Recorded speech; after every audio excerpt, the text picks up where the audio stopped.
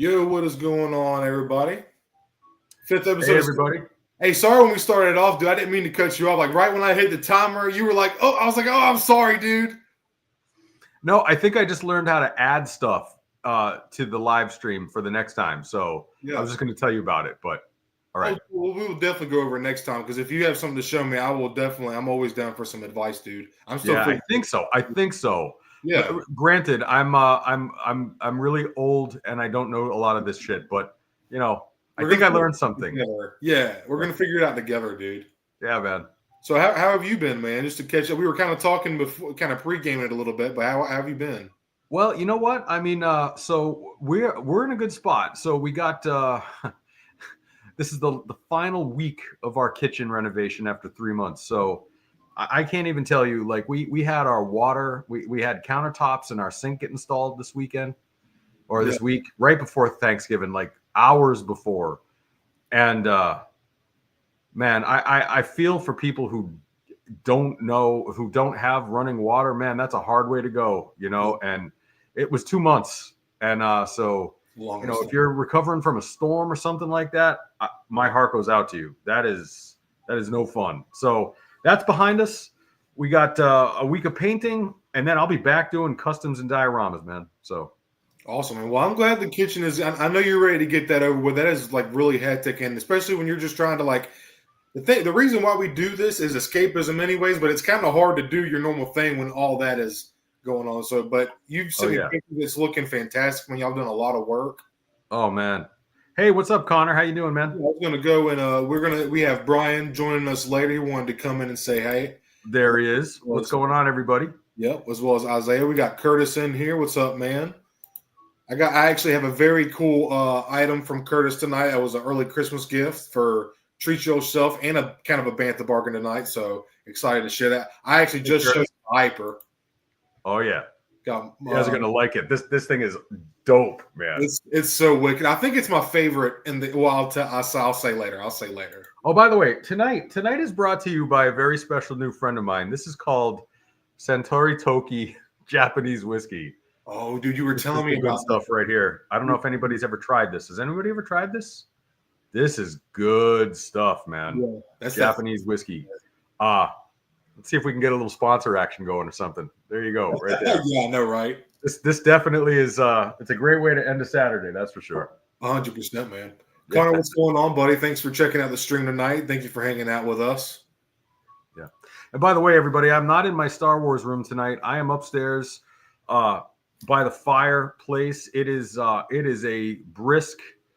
It is 31 degrees right now. It is freaking cold, and so I forgot to put the heat on in my Star Wars room. So I went down there, and I could see my breath, and I'm like, no, not tonight. So we're up by the fireplace tonight. I got my OT blankie on. I got it all going on tonight, guys. Yes, sir. That's all you need, man.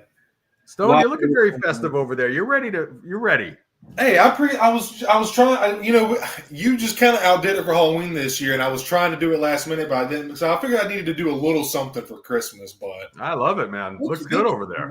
I appreciate it, dude. Thank you, man. Yeah. Oh yeah, it's a little redneck lazy, but I like the way it turned out. Just kind of put this here, right this there. I love it, man. Hey, Wyso, what's going on?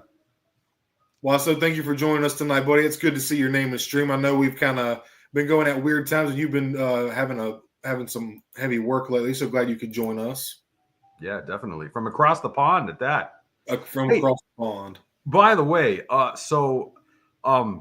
over the last couple of weeks since we did this last, man, my channel's just been blowing up. All kinds of new people. Thank you, everyone, so much. I'm glad you like the content, and I couldn't believe it.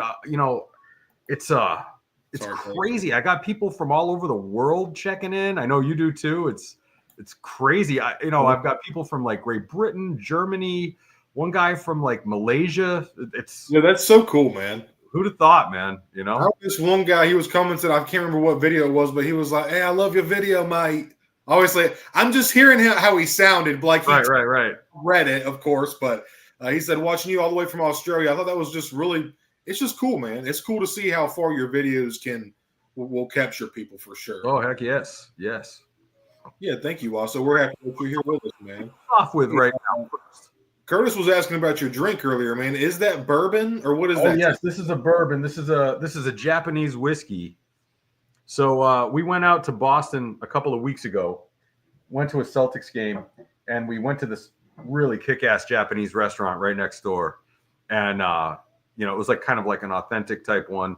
Yeah. And I'm like, hey, you got any Japanese whiskey? And this really, really beautiful woman, she was like, as a matter of fact, we do. And I'm like, well, as a matter of fact, let's go, And so the next thing I know, and so there's like, it's got like vanilla in it, kind of like it's a Japanese whiskey. I don't know how to say it exactly other than they just killed it. They just absolutely killed it with this. It's so good. So anyways, give that a try if you're looking for something to sip this holiday season, Real quick, random off subject thing. Something I've always wanted to try. Just you talking about your fancy bourbon. I one day I would like to get my hands on some. Oh, dude! Speaking of cats, I want to. Do you know what Kopi Luwak is? No. It's a coffee that's in South America, and it's eaten by the native cats there, and they digest the beans. And when they poop it out, their digestion does something to ferment the bean. I've heard of this, yes. So they poop it out and they gather the beans. Obviously, they clean them off and filter it out or whatever, but then they brew coffee from the bean after the cat's eaten it and shit it out. And it's supposedly the best coffee in the world. It is like over $30 a pound or some shit. All right, please tell me you're drinking that tonight, Stone, with your cup of coffee there. Well, man, it's just that, I got that French vanilla Starbucks roast, man. I wish. All right, dude. Chat. We all need to get together. We all need to buy Stone a pound of cat shit coffee. And, cat shit coffee. That's what it is. That's really what it is. Right. I know. Well, listen, I could probably go make that right now. I mean, my cat's always out there shitting. Just right? And you could charge like fucking $15 a cup for it too, dude. Seriously, right? This is Melva, by the way. She's a black cat. She's beautiful. Oh yeah, man. So, anyways, my kitten I have 2 cats and a hound dog, but they're all chilling on the couch right now. I usually close my collection room door, but dude, it's so chilly. But it's weird because my room is the closest to the unit, but it's the chilliest in the house. It's so weird. But if I leave it, it kind of I guess it gives the house the circulation it needs, so the warm air kind of pulls in here. Although I'll tell you though, man, we're just everybody right now is just getting blasted with some cold weather because it's cold ass weather everywhere right now. Extremely chilly, dude. And man, that's from me in South Carolina, and it's like supposed to be 27 tonight. I'm sure 27 is like you're like 27 is cold, man. That's cold as a witch's tit, As a witch's tit in a brass bra. That's right. My grandma used to say that. That's funny that I haven't heard anybody say that before. Oh yeah, cool. Yeah. Well, so I think, did you just want one thing before we get into I think we're going to start off with our thankful list. Me and Hyper decide. Oh, Curtis, hold on, Curtis. Yes, GI stands for General Issue Joe. Yep. So, like, when you go to boot camp, you get, I got a pair of boots. You get your first pair of, 2 pairs of pants. You get a blanket, T-shirts. Those are all general issue items. GI Joe, General Issue. Hell yeah, Wasso, I hear you, man. Not too cold there just yet. Oh, it will. It will be. Oh yeah. So I guess should we just jump into our list of what we're thankful for real quick? Yeah, man, let's go for it. Or did you want to start out with the news? You wanted to maybe hit some news first? Yeah, we could go over some news real quick. So okay. I'm just gonna kind of look off Yak Face forums right here real quick off my phone, but did you remember that 2-pack I sent you with that the 2/12th and the new reissued General Obi-Wan Kenobi? Oh yeah. Yeah. So I'm happy and frustrated. I'm happy because both of those figures have kind of started to climb up on the aftermarket, especially General Obi-Wan. But it's weird. I don't know if you've had a chance to look at it, Hyper, because you've been so busy with your kitchen, but the photo reel on the Obi-Wan Kenobi, it's got a really weird photo reel. It almost looks like he's got caked on makeup. It looks and it might just be the pictures. But then, and me and you talked about this. They put that, I'm sorry to be so negative. they put that fucking 212th on that old 2020 body, and I'm just like, wow.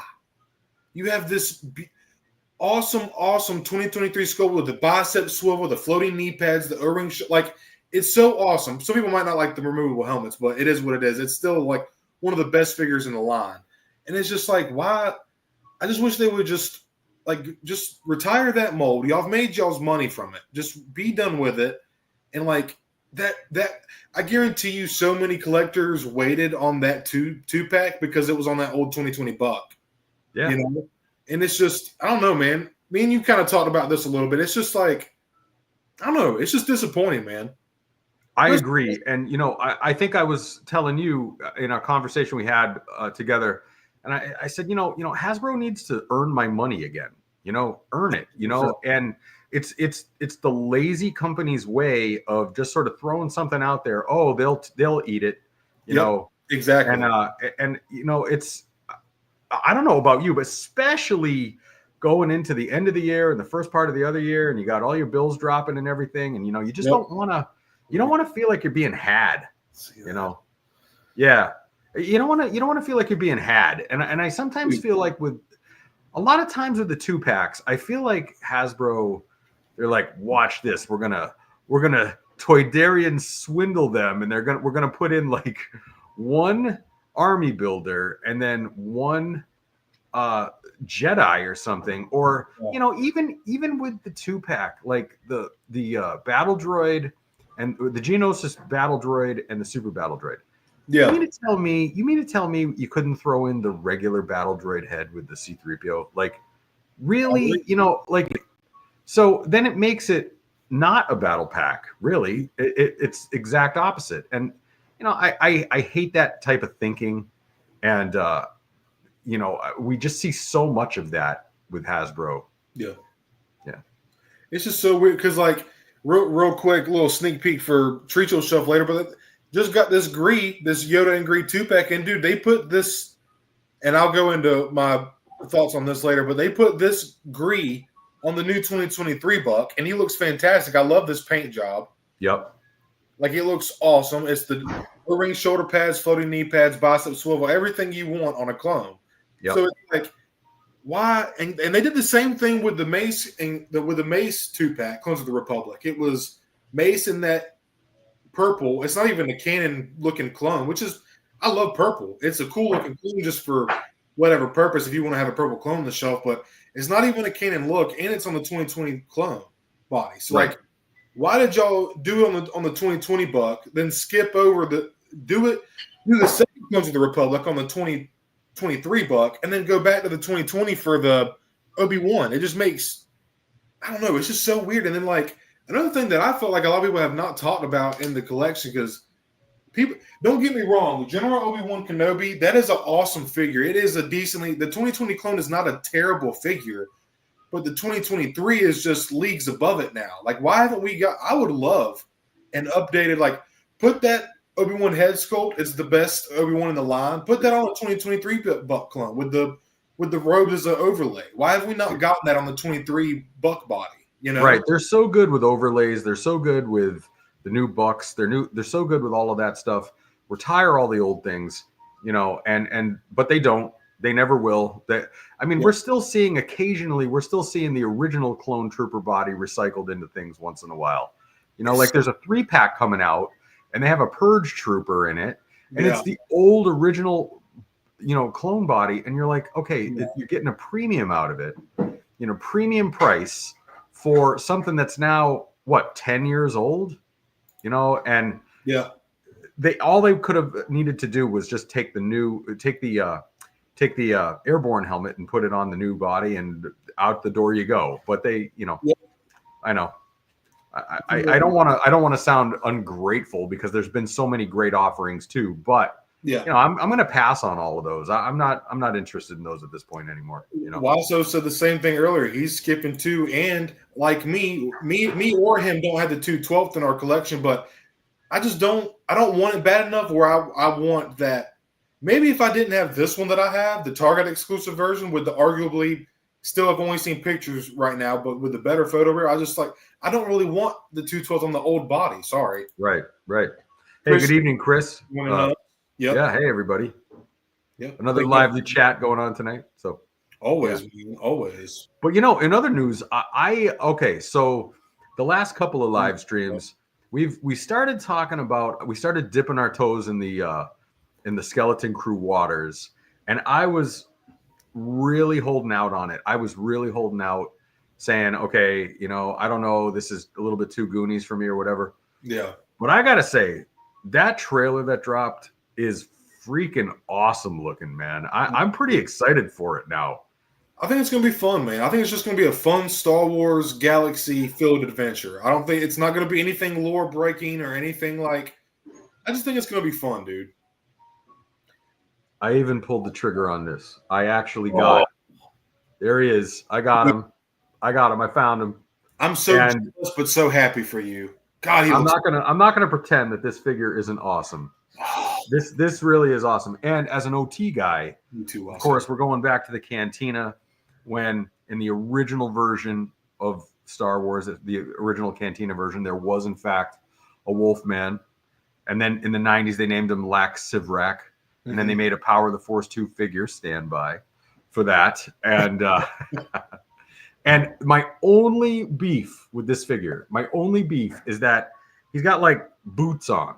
He's got boots on. Yeah. And the other Lax Sivrak figures and the other Werewolf figures, there was even a Jedi Werewolf figure that came out. Shistavanen, I think, is the name of the species.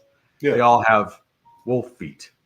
So I don't know if this is the new canon, if that's all just now, legends or whatever, but I kind of feel like they dropped the ball a little bit with this figure, because he should have more of the canine type of feet with the hawk legs. I feel you, dude. I feel you. But having said that, it's still an absolutely righteous looking figure. So I'm happy to have it. I think he's going to look pretty cool. I think he's going to be a pretty kick-ass bad guy. So I'm hoping. Connor was wanting to know where you got that at, man. So this is I don't know if anybody saw Stone's video where he absolutely dogs on GameStop, right? But Stone chained GameStop to a cement block and threw him over the rails, man. Okay. and I understand that, but it's so funny because one thing you got to know about Stone and me is we are not the same person. And this is really funny because Stone and I get along really well and we enjoy this, but we have very differing points of view. So my favorite place is GameStop. My favorite place. And Stone hates it. He's ready to like bring the pitchforks and like tear it down, And I'm like, because I live on an island and there's not a lot of places to shop, but we do have 2 GameStops on the Cape. I live on Cape Cod, and there's 2 GameStops, and like I hold on to them. Those are my only 2 resources for halfway decent stuff.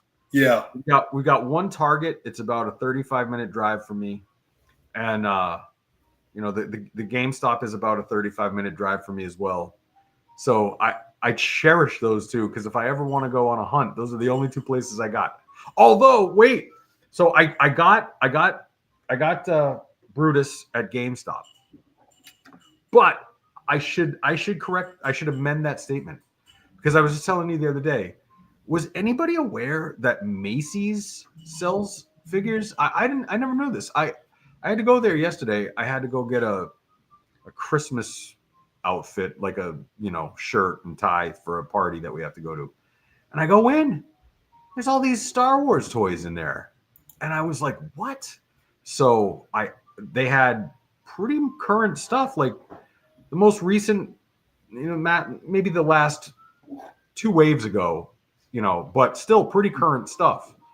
And so now I guess I got to put Macy's on my list of places to check, which I was surprised. I never knew that. So Chris G's saying, free him, dude. Free him. I know, right? I will. I promise. I will. And dude, honestly, like Hyper said, I have my gripe with GameStop about this their exclusive 3-pack that they fumbled the fuck out of this year. But that being said, I do when I go to GameStop, I always like I almost 8 times out of 10, I always end up having a really good conversation with whoever's working there, and Mhm. I'm always respectful and asking like, hey, have y'all got any new Black Series in or any Marvel Legends? I'm always like, and then I can because I walk in, I'm kind of a big. I've been told I'm an intimidating guy. As soon as I like ask them a question and break down that barrier, I can just see their shoulders drop, and they're like, "Oh, this guy's just a normal dude, nerd like me." And then they start giving me all this information and shit. It's like I love going into GameStop and figure hunting. They always really do have good figures. That's And my GI Joe hookup place too. you You can want the best, you want the newest GI Joes, it's GameStop. Like my Target hasn't had a new GI Joe or a new McFarlane Batman or a new Black Series for that matter in quite some time. Well, Black Series a little bit more so, but yeah, GameStop, say what you will. I know they're not perfect by a long shot, but I mean, I do find current stuff there. I do. In fact, when we get into our thankful list, I'm looking at it over here and I'm like, holy shit, most of it came from GameStop. So, Yeah, it's my one little gripe with GameStop, and I'm gonna do a little video on it just to explain. Like, it's not the people that work there. It's really just the higher up, the big wigs of GameStop. But yeah. dude, because honestly, it's the collectibles that are keeping them in business. It's not even the games anymore. Yeah, right. Exactly. That's information. Yeah. Um, So just for anybody who's interested, yes, I do. I have a love-hate relationship with keeping my figures in the box. So I keep the boxes and I very gingerly open them and take them out and display them, and then I put them back in. I even have those little clear tape circles that I like put back on the. I retape them sometimes, but for me, the box is part of the experience. So yes, I will free him. I promise, I will free him. But I do not buy, like for a character like that. I used to buy one and keep one in the package. I don't do that anymore. I don't have enough room, so now I just carefully take them out of the box when I want to. Aiden, appreciate you checking out the stream tonight, bro. Thank you for hanging out, dude. Yeah, thank you. So what are your thoughts on Skeleton Crew? Honestly, man, real quick, Chris, Hyper actually stays on Cape Cod, so that it's like basically a peninsula base. Yeah. So, but it's funny because like growing up, so we've got Cape Cod, Nantucket, and Martha's Vineyard, and so there's 2 bridges to the Cape, but they're out half the time it seems, where you can never get over them because there's too much traffic. And then I've got all my friends; they live on Nantucket and Martha's Vineyard, so you're always island hopping. And like when the kids were growing up, we would play our hockey games and basketball games on the islands. You'd have to take a boat over and stuff. So it's a different way of life. But as far as you asked me about Skeleton Crew, I'm excited, man. I've really tried to hold out hope on it. I always try to stay positive until I actually watch it, and like even when the first episode comes out, I like to finish the series of whatever it is before I put my full opinion on it. Maybe even rewatch it a couple times. Right.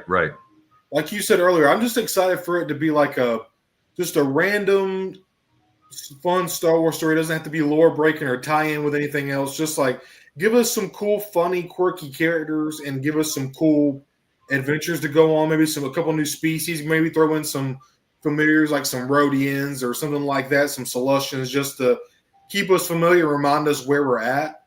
And I'm really excited to see where it goes, man. We got Jude Law in there. I don't know a whole lot about him as an actor, but supposedly a lot of people are excited that he's a part of this. And I don't know, man. I'm excited to see where it goes.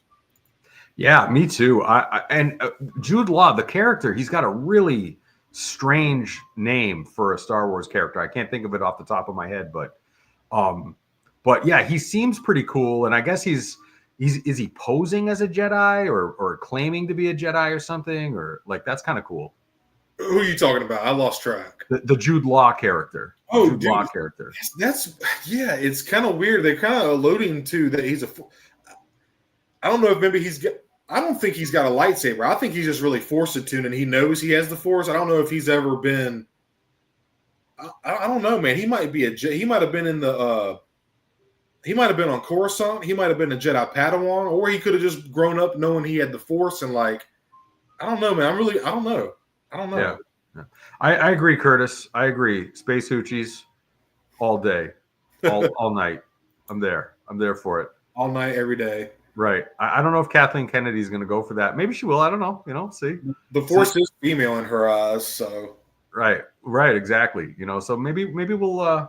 I'm actually going there next week. I'm going down there next week. So, maybe I'll knock on the door and be like, hey, we need some space hoochies with big hooters. Like, Kathleen, let's go chop. So. Chris G, I am not sure how long the episodes are going to be. I'm hoping they're going to be longer than like 45 minutes, but I'm gonna expect 30-minute episodes just so I don't expect too much. But what would be really nice would be like a 45 to an hour, 60-minute. I agree. Because, dude, I feel like that Ahsoka was too short. I feel like really, I just really feel like they could have been. And maybe that's just me, like waffling a little bit. I just really feel like they could have done a little bit more, gave a little bit more juiciness to the episode. I just felt like 30 minutes is just like. It just flies by, man. Yeah, no, it needs to be longer than that for sure. I want 40 to 45 minutes, and then sometimes they do like the last one is like 55 minutes or something. I want the full, I want the full experience. I don't want to be cheated of an hour's worth of content. Yeah. Especially like live action or something like that. If it's like an animated show, like Clone Wars, those episodes are literally 22, 23 minutes long. Right. And I love it. I will binge the shit out of it. I love it so much. And it's just like Dave Filoni just really has that niche. He can plan the episode in that format so well that it looks like one continuous story, which the Clone Wars is kind of like all over the place as far as like timeline goes a little bit. But that being said, like, as far as live action goes, I just feel like you need a good 45 minutes, not including credits, because the credits are fucking 6 minutes long. Oh, I hate that. I don't want a 46-minute episode and it's 40 minutes and then there's 6. Like, I want a juicy 45 minutes. But right, exactly. Totally. There was a lot of cool moments in Ahsoka, though. I'm not gonna lie. Oh man, I really liked Ahsoka. I'm a honk. What can I tell you? I like a lot of the shows. Really, Mm-hmm. The one that I didn't like was the one that everybody else liked the most. I wasn't the biggest Andor guy, but I mean, hey man, if that's your thing, that's cool. I liked it. Okay. I just didn't like it as much as the other ones that they've done, in my opinion. Agreed. I feel you, man. Yeah. Nothing wrong with that. Yeah. Yeah, I'm glad Brandon told you, bro. I'm glad you're checking it out, dude. Thank you for being here. So all right, so we were gonna do this little section now, and it was gonna be called Black Series figures that we are thankful for. Yep. And with this being the Thanksgiving episode and all, and maybe even some non-Black Series things that we might be thankful for along the way. Dude. So yeah. So I got one, and first of all, it's sort of a general statement. So if anybody's been following my channel, I got 2, actually 3. So in the last week, I got 2 mystery boxes. And then about a week and a half ago, I got another mystery box. And crazy, like the 2 of them had no contact information in them whatsoever. One of them was from Stoned, and it was awesome. 2 of them, I found out who one of them was from, and I'm so grateful for it. The other one, somebody, if you're here, thank you. Take a bow. I got a Star Wars 2-pack, the Super Battle Droid 2-pack, out of the blue from somebody, and I have no idea who to thank.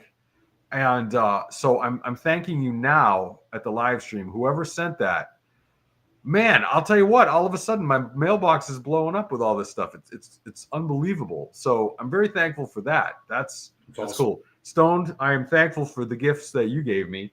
In fact, I'm going to kick it off with the first 2. And in the last couple of weeks, Stoned has gifted me Little Annie, which I never got. And I have had more fun with this figure. Great little figure. And again, pennies from heaven. Stone gave me this one. And I opened up the box, and there he was. That was awesome. And then Stoned actually gave me 3 of these bad Larrys too. He gave me 3 of the Dark Troopers, and that is pretty crazy. 3 of them, and then the other person is Brian. Gen X Brian also gave me 3. He gave me Black Series Riva, and he gave me a Fire Speeder pilot from the old 3 3/4 inch line. I am so thankful for those things. I can't even tell you. I don't have them with me up here with my other things, but you guys, that was so. I'm so grateful for the donations to the channel. Please do not feel like you have to do that by any stretch. I mean, I'm grateful for it by all means, but holy shit, I couldn't believe it when I got all these boxes. So thank you. I don't know how to say thank you enough, but awesome gift. So I'm very thankful for that. All right, your turn. So just want to real quick before I get into it, just want to say, Troy, thank you for hopping by real quick. I hope you enjoy the replay, buddy. Hey, Troy. Chris G, I agree. The new season of Andor should be better. I know the first couple episodes are going to be like the first half and the second half are going to be like the 2 different years apart, I believe. So that should be pretty good for that time jump. All right. Wasso said he loved Ahsoka Andor a lot. Agreed, buddy. Totally. Andor did drag for a few episodes. The first 2 or 3 were kind of hard to get on, but then it just, after the Aldhani heist, it took off for me, dude. Yeah. I thought the prison sequence was kind of slow, but you know. I feel you, man. Yeah, they were definitely building, and I appreciate the dialogue and the character, the acting. Like that's important, but I can respect that for sure. Yeah. Troy said, thankful for you guys and this community. Hope everyone has a great Thanksgiving. We're thankful for you too, buddy. Thank you, Troy. Thank you. And Wasa also wanted to say he's thankful for the Gamorrean Guard. I feel that, Waso. I feel that. A good Gamorrean, that's something to be thankful for. Yeah. So you kind of beat me to it, Hyper. I was gonna, before I started to get into my real list, I was basically gonna say like I'm thankful for you, for this friendship that Star Wars has basically helped create, because if it wasn't for Star Wars, I would have met you, and then what such a cool motherfucker you are. Right. I'm just very thankful for our friendship and doing this show. I'm very thankful for that. I'm very thankful for all of our viewers and all of our subscribers and supporters, everybody who watches and comments. And like just being a part of the community is just like, it sounds cheesy, but it's just very fulfilling getting to interact with each other and just talk about this shit that we love so fucking much. Action figures, just like stuff that helps us get away from everyday life and just escape for a little bit, you know, and kind of bring us back to our childhood, to simpler times. I appreciate and am thankful for being able to have that, not only with myself, but having that to share it with is also like just a very cool feeling. Oh, definitely. Like, you know, this is so much more than just me and you. There's like, what we have like a couple dozen people now who are always in on this now, you know, yeah, and so I'm going to throw it out to chat. I want to know the things that they're thankful for, especially the Black Series figures or the Star Wars things that you're most thankful for. I'm interested in that because, you know, maybe not just Black Series, but other things as well, you know. And so getting into, yeah, y'all type in chat what y'all are thankful for as well, whether it be whatever, articulation, sculpting a certain figure, whatever. But one thing, the number one thing that I'm most thankful for in the line that I think I have to say, if it wasn't for this one thing, I don't know if I would collect the line, because, and that one thing is photoreal. If it was not for photoreal, I would probably only collect the aliens, to be honest with you. Mm-hmm. But I think having the character have that likeness is such an important part of capturing them on the shelf. Hey, Austin, hey, baby. This is my hound dog right here. Hey, Austin, want to say hey, everybody? What's up, bud? Austin. Good girl, baby. Go lay down, baby. But anyways, photoreal is just it just being able to, like I said, have that likeness. Because, dude, the alien sculpts, Hasbro does a great job with the alien and droid sculpts. You know, the proportions and everything is perfect. The minute details. But we've seen some figures in the line, especially from the early days, and I have a sneak peek for that too. two sneak peeks for the early days of the line was before photoreal, and it's come a long way. It's come a long way, and I just feel like I'm probably most thankful for photoreal, and that's probably the number one reason I collect, to be honest. Well, the thing is the sculpts are almost always there. Like if you were to just wipe off the shitty paint, the sculpt is almost always there. Yep. It's a hard thing. As someone who customizes a lot of figures, man, a bad paint job can take something that's awesome to an absolute piece of shit, just like that. And oh yeah. So I understand it's a whole bunch of laborers in an assembly line trying to paint tiny little eyeballs on people and stuff. Yeah. They do the best they can. They probably have to do 100,000 an hour or something like that. So I get it. But, oh yeah, dude. Yeah, but the photoreal definitely enhances it. It definitely, because all of a sudden then you're like, okay, wait a minute. So you mean to tell me I've got a Jin Urso, which is kind of a boring figure on its own, and I've bought like two others because of photoreal. You know what I mean? I'm like, you can make me buy a boring ass figure all over again if you slap it in a new box and put photoreal on it. Dude, like, it does wonders. It does wonders. It really does. Right. The sculpt can be there. You can have a beautiful sculpt, but if it's not painted correctly, man, they can just throw the whole thing off. So you know what? I'll tell you what I'm thankful for is that somewhere along the line, somebody kind of figured out at Hasbro that scale is really important. Like, because back when this line first started, the scale was all over the place. Like, you had Princess Leia was taller than Han and like all kinds of craziness. Yeah. And, they kind of got that nailed down with the exception of Balin. Then you think you got it all figured out. They got all this science behind these releases and everything's going along well. And then they make mini Balin, and you're like, whoa, what's going on here? And exactly, dude. Talk about a figure I want to redo on. Like, I don't feel like I should have to buy another figure to make that figure decent. Yep. I almost refuse to do it because, if I want to make a figure better, it should be my choice, not like out of necessity. Yep. Agreed, dude. You have to buy another figure to make another figure better. Right. That's just kind of ridiculousness. Agreed. But I'm definitely thankful for the improvements that have been made, especially in the last maybe 3 years. Like, Jesus. Yeah, man. After 2019, 2020, photoreal was introduced 2016, 2017. And then, but like, man, after 2019, 2020, I feel like that's when they really found their groove, man. Because before then, when the line first came out, dude, it was mostly sequel trilogy shit, man, and it just wasn't selling good. Right. Oh, hey, Blue Mandos. Wyso's going, I'm happy for 85 million Blue Mandos. Yeah. Yeah. I have to say, maybe 2025 will be the year of the green Mando or the orange Mando or somebody. I think I'm there. Let's hope, dude. Lord Sosa said, "Thankful for my first ever figure, the legendary C-3PO that Cody got me back in the day. That was the first one I ever got my cousin trying to get him into Star Wars, and he looked. Oh hell yeah! C-3PO is his favorite character because he's all gold. I love it, man. 3PO is a favorite of mine too. Absolutely. Dude, he's the first thing you see him and R2 in a new. Other than the Star Destroyer coming over, he's one of the first characters you see in Star Wars ever as him and R2. Yep, agreed.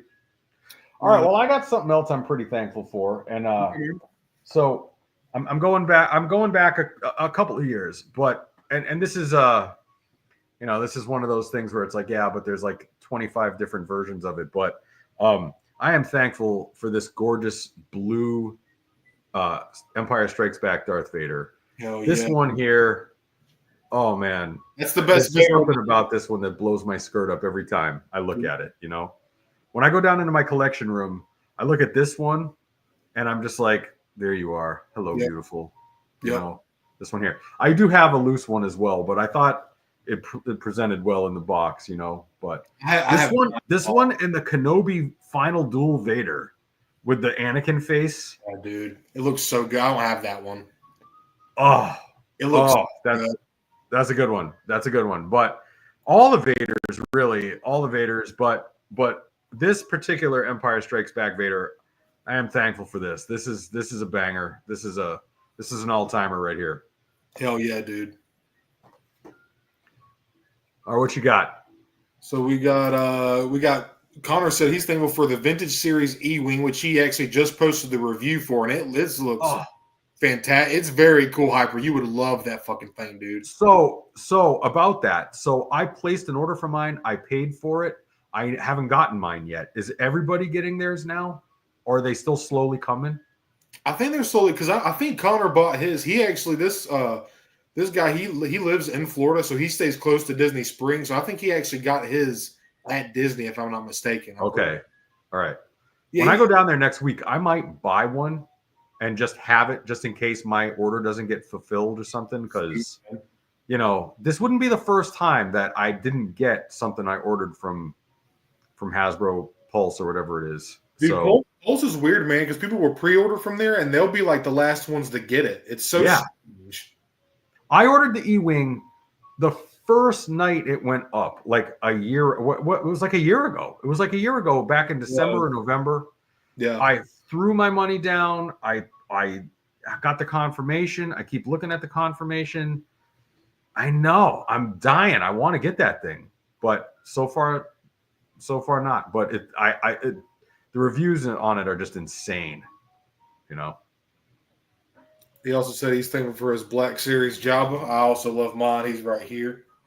I have never even seen one in real life, Black Series Jabba. You don't have a Black Series Jabba? I've never seen it. Well, that's like crazy. I said, I mean, we don't have any real stores that carried them. I didn't even get a Target until 3 years ago. So, really? I never saw it. We don't have a Walmart. So it's like, the closest Walmart's like an hour away. So when that Jabba was out, I was searching.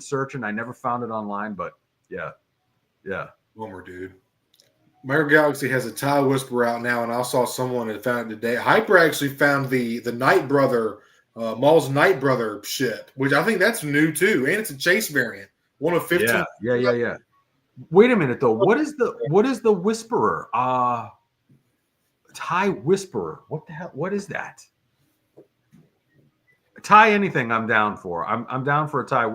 I know. You got it? You got the Whisperer? No, I wish. This is just the Plo Koon one. It's there you go. Yeah. So, dude, supposedly, if you wanted to, some people go crazy. I bought this motherfucker for like $13 like a year or two ago. Yeah. It's going for like $50 on eBay and shit, like $45, $50. Yeah, man. That really the Plo Koon one is awesome. It got some nice paint on it, man. It looks good. You want to trade? Shit, we can if you want to, bro. I'm serious, man. I know you're a Maul guy. Dude, I am a huge Maul guy. And Plo is badass. Don't get me wrong. Plo is one of the most underrated Jedi there is, but Totally. Dude, we could trade. I think maybe we could work a trade out, man. You want Plo? Dude, you want Maul? I'll take it. I'd swap. Honestly, I was getting really close to posting this on eBay, but if I would probably keep that. I'd be more willing to keep that than this. Well, you're a huge Maul guy. I am. And I know that you're like a Black Series Maul guy. But I mean, it is a good looking ship, dude. I know, right? I'm gonna see this one. Like I like it. I like it a lot, and I bought it just because I think it was harder to find. Yeah. But I would totally swap you for the Plo Koon, man. Hell yeah, dude. I'm down. All right, let's do it. Do it. I'm down. Then you know what's gonna happen? The next time we both go to Target, we're both gonna see the Plo Koon and the on clearance. That's exactly what's gonna happen, dude. Like, what the fuck happened? There's gonna be solid cases of them. Just solid cases of them, like for Christmas. Like pegging the shows. We're gonna see it for months. Exactly. For fucking months, dude. Right. And then all of a sudden, the Naboo Starfighter will be the $300, rare one. Yeah, exactly, dude. That's exactly how it's gonna work out. Yeah, right. Whisperer is Kylo's ship. You're right, Chris G. So all right. So wait a minute. I gotta see the TIE Whisperer. Oh, wait a minute.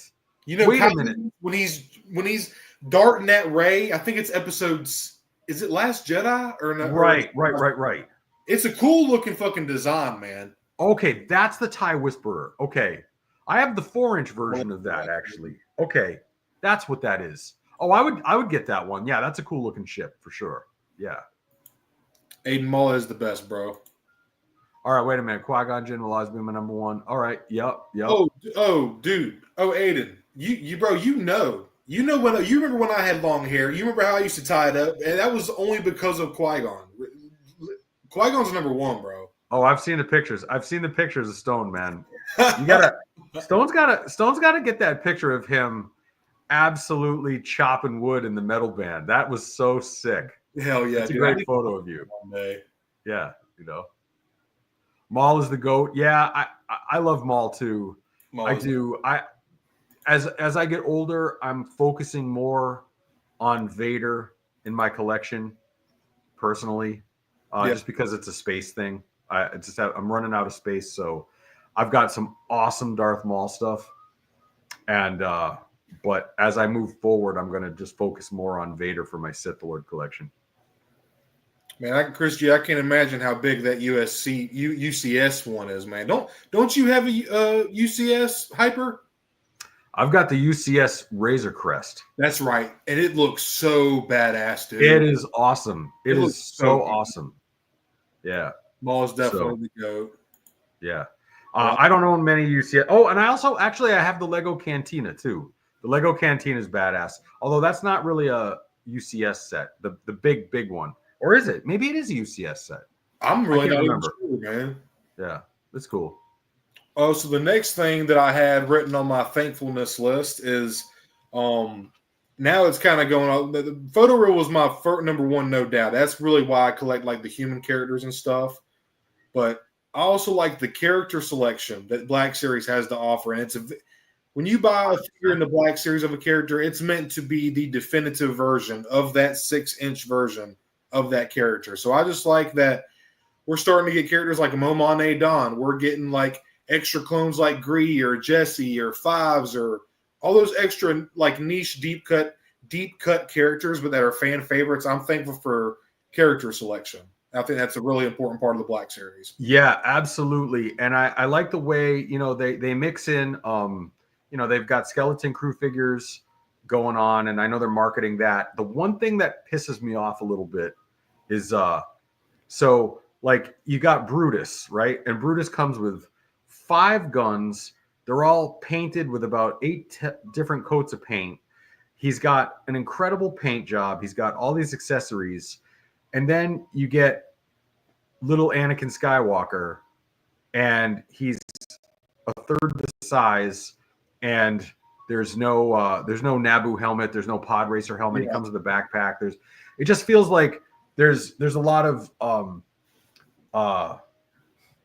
what's the word? Maybe inadequacy in some of the figures that are released compared to others. So a lot of the newer media shows and stuff, they get the extra special treatment, and then like Anakin Skywalker gets the shaft, which kind of pisses me off a little bit. But 100%, dude. At least we get them, but I kind of feel like there's inequities there, Yeah. No, man, Anakin, for him being like basically half of a figure, he should have come with a few more accessories, like his pod racing helmet, or even like, give him like some small world building elements or something. I mean, all they had to do was just throw in either of the helmets, the pod racer helmet or the Naboo fighter helmet, right? Mm-hmm. Like, just give us one of those. Throw me a bone, like, and now the figure itself is awesome. It's an awesome figure, but give me something with it. Lloyd, yeah, for sure. It's got a very good Jake Lloyd likeness. There's even a dark wash on the hair to really bring out the sculpting and the highlight, or like the depth. It gives it depth, is what I'm trying to say. This figure is rad, and I mean the fact that you threw it in a box and gave it to me blew my mind, because I had never seen this figure in real life either, that I recall. Yeah, and it was always one of those where I was like, oh yeah, I'll pick it up one day on eBay or something like that. You know, put it in. But I mean, I just love this thing. This is diorama worthy right here. This is a dedicated diorama figure right here. I mean, just freaking awesome. He interacts with Obi-Wan, Qui-Gon, Amidala, Jar Jar, like all the stuff that I like to build dioramas about. Here's your boy right here. You know. Well, it was a pleasure to buy him for you. I am a TPM advocate. I know, man. I know. I was happy to buy that for you, dude. No hesitation at all. So I am also thankful for the Amazon pre-Black Friday sales because I was building the final shelf of the Black Series Armies shelves that I was doing. I was most of the figures I had. I tried to always do 7 of one army on the shelf. Yeah, and most of the figures I had 5 or 6 of, so maybe I just had to pick up one and add it to the shelf for the army purpose. Yeah. But there was one figure that I absolutely loved, but it's expensive. Like whenever a figure's like $40, you know, it's hard to build an army with a figure that's $40, even if it's just 7 of them, because you know there's a couple $100 right there. 100%. So then along comes the Amazon pre-Black Friday sale. And somehow my wife, I must have snuck it into her Amazon cart, and I picked up 3 of these sets. And it's the Kenobi Purge Trooper, the carbonized one that came with Ned B. And this figure is skyrocketing to, I think it was a 2024 release. It might have been late 2023, but I think it was 2024. Dude, this might get my figure of the year, the carbonized Purge Trooper. This is the sickest figure I've seen. The leatherette, the carbonized armor just looks so good. It doesn't look like your typical carbonized figure. It looks like the way armor should look, in my opinion. Yeah, and it's just an absolutely rad figure. So I picked up a bunch of these, and I filled out my shelf with them, and I can't stop looking at these guys. This is one of the coolest figures. So the basic Purge Trooper with the black armor is great. This also has black armor. There's just a little bit of a metallized look to it, which really works with it. I don't know, man. This could be figure of the year for old Hyperdrive. So I'm thankful for that one. It's a good looking figure, man. Dude, awesome. Free shipping, 2 figures, $24.99. Like I couldn't beat it. That's a steal. That is all day. And the Ned B figure is great. So let's see, Timbo Toys, if you're out there. I haven't seen Timbo tonight. Have you? Is Timbo out there? You know, he usually comes in a little bit later. It's still kind of it's only 9 o'clock, man.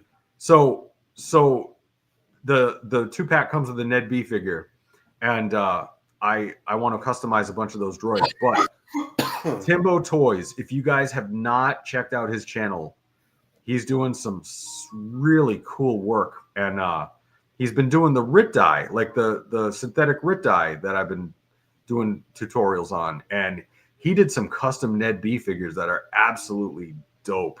You got to check them out. So head over there and check those Ned B figures that he dyed. He did some red and orange ones, and they just look fantastic. You really do. Yeah. So the next thing I would have to say that I'm thankful for is, and I probably should have put good paint with the photo rail, because the photo rail is the like dot matrix, or the inkjets. That's basically a part of paint. So I kind of should have tied good paint in with the photo rail, because the paint can really make or break a figure. So I'm gonna skip on good paint and just chalk that up with photo rail.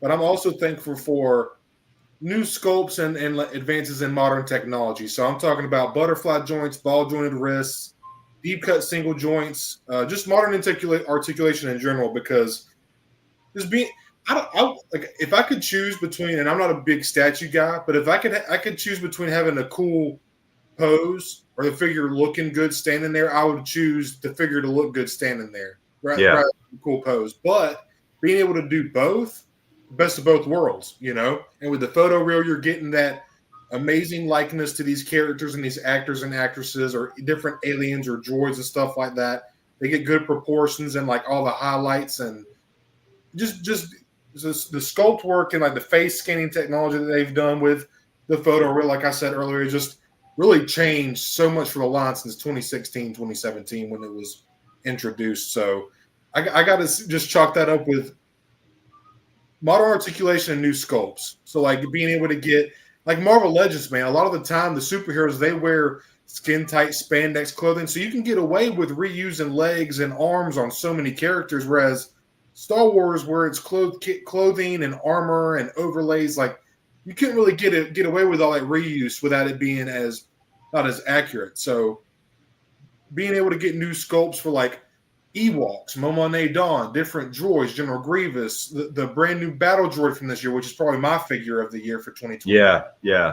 The Droideka is beautiful. It's so well done. The engineering on that, the fact that somebody figured out how to get it into ball form, I was fine. Just put it on the shelf. I just wanted to stand there and look good and stand and not fall over. And it does that.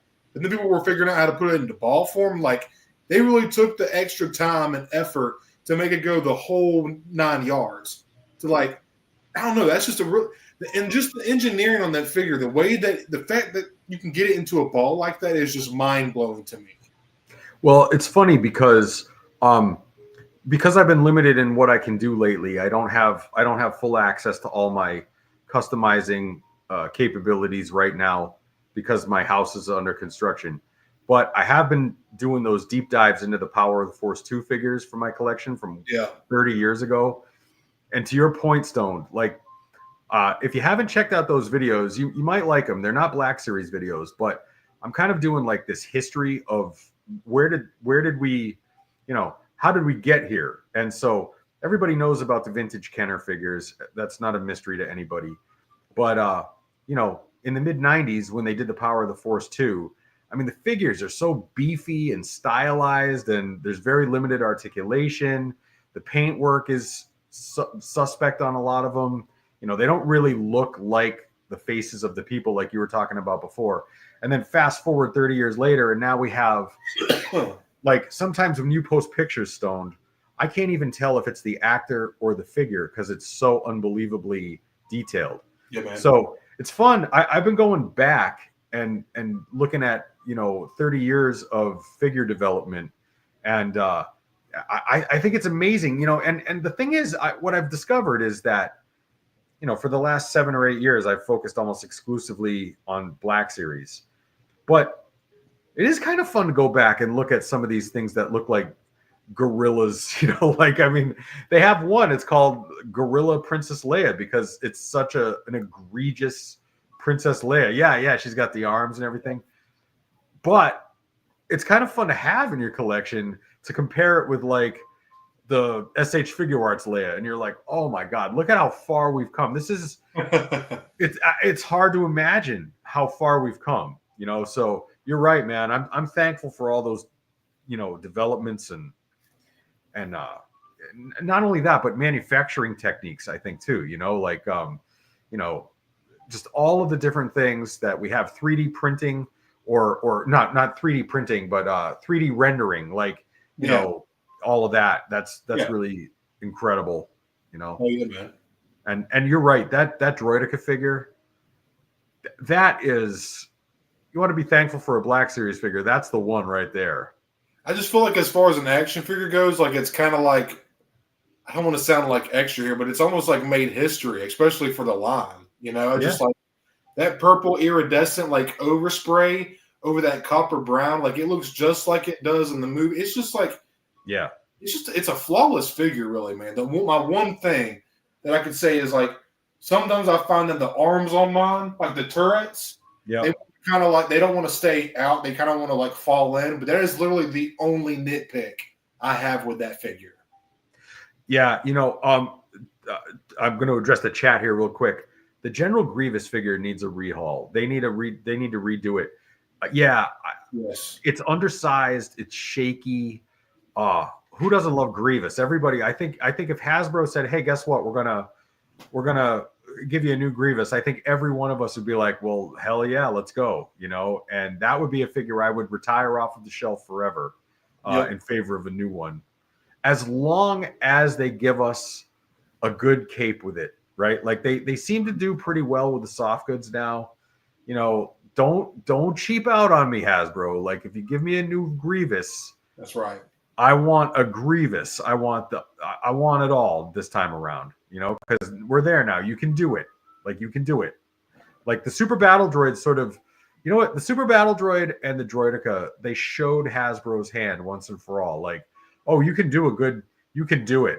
Yeah. Now we know you can do it. So make it happen. I feel like now, like I said, just with the modern articulation that we have in the line now would be the time to try to do Grievous, man. I feel yeah, definitely. And like, you know, it's sad because it's not a bad looking figure. It is undersized, and the articulation is extremely weird and it's very limited. But it is a good looking figure, though. Sculpt is wicked. It's nice, but I've seen a lot of people get those Bandai model kits, and they're accurate. They scale better with Black Series than the Black Series version does. Yeah, right. I was going to say to Connor, I actually have mine. You probably can't see him up here, but I have him on a flight stand. If you do get Grievous and you happen to want to spend the $40 to $50, I think the one with the cloak, the older one, is going for like $50 bucks. But you might be able to find the new battle damaged one at like a GameStop or something for like $32 if you have a GameStop membership, and then like $33.99. Yeah. I'm holding out. I'm praying that Hasbro comes to their senses. We've got 2025 is next year. That would be the 20-year anniversary of Revenge of the Sith, right? So I think maybe next year's our year, everybody. Next year's our year. I think it's going to happen. I think they're going to drop a new Grievous on us, you know? Connor, that being said, man, if you still want the representation for him and you're not trying to fuck with a Bandai model kit, dude, if it's going to make you happy, dude, if you get him, I would just definitely recommend buying some. It depends on how you pose them, because sometimes I could get them to stand okay, and then sometimes just I couldn't. But I would recommend getting some kind of like little crotch grabber stand, or maybe even a flight stand. And I don't know, man. He's definitely a cool figure. I think he's worth having until we get a new one. But a $600 Grievous statue, whoo, size of your leg. Oh yeah, there you go. Now that's a Grievous right there. You know, Lord Sosa at my local comic shop, bro. There's this. I don't know if it's a sideshow hyper. I don't know what it is, but it's this. I think it's literally $900. It's this huge Venom, dude. I'm telling you, it must be 4 Oh foot. yeah. And it's Venom, dude, and it is beautiful. It is so sick. Yeah, so I know I think it is sideshow. They do Batman ones, Marvel ones, like crazy cool. That's just too much coin for me. I can't do it. I feel you, dude. I can't do it, man. I'm the same way, dude. I'd rather spend the $100-$200 I could get for like a sideshow or a Hot Toys. If you got it, that's fine. It makes you happy. But I'm just thinking like, damn, for that price, I could get like fucking 8 goddamn fucking figures, you know? Oh, I know, yeah. This is my mind. Everybody's different, though. You collect what makes you happy. Or one Olympic-sized swimming pool sink for your kitchen. That's the other thing, right? But yeah. Connor, the good one, it depends on what you think, man. If you want the battle damage, the only reason why I think the battle damage one sucks, they should have included the cloak for the battle damage one. Oh yeah. That was kind of slack, but the better one is the one that comes with the cloak, because it is the same exact figure, same lightsabers. It literally is just missing the cloak, and it has some extra like paint weathering on it. That's literally it. Yeah, Chrissy, that's for that rich folk. Yeah. Well, I got one for the regular folk. I'm pretty thankful for one I picked up yesterday, and going back to so this is I grew up reading the Thrawn trilogy, The Heir to the Empire, and all those books. And when I ever saw this Thrawn for the first time yesterday, I was pretty psyched about that. So I'm psyched, man. What a great character. Whether you like him or hate him in the show, if you ever read the book, he's phenomenal character, phenomenal. And this one's really good. I think I like it better than the original one. The original Thrawn that they released has its merits because it really is more like what Thrawn looks like in my head as far as his face goes. Yeah. Uh, The Chiss look a little more alien-like than human. They are humanoid. They're bipedal. They walk on Right. 2 feet, but they got a little more alien features. Yeah, right. And there was something about that. There was almost a cartoony look to it, or something. And what's that? What you got? Oh, Dad Bod Thrawn. Oh, Was saying because Lars Mikkelsen, who voiced Thrawn in the right. show Rebels, he plays him in live action in Ahsoka, and he's a little bit older now, so people were poking that he's kind of got a little bit of a dad bod. So Yeah, right. But he's still great. intimidating as hell, and just a great figure. So I was super psyched. I wasn't sure if I was going to get it, and then when I saw it, I'm like, oh hell yeah, it's going home with me. So I was pretty psyched about that pickup. So you have not seen Peridia Ahsoka yet, have you, Hyper? No, not yet. Oh my goodness, dude! I swear that may be the best photo reel in the entire line. She looks so fucking good. Well, like I said, when you posted that picture, you did like a preview before your review or something like that. Yeah. And when you ever showed me, I thought it was what's her name? The actress, the picture.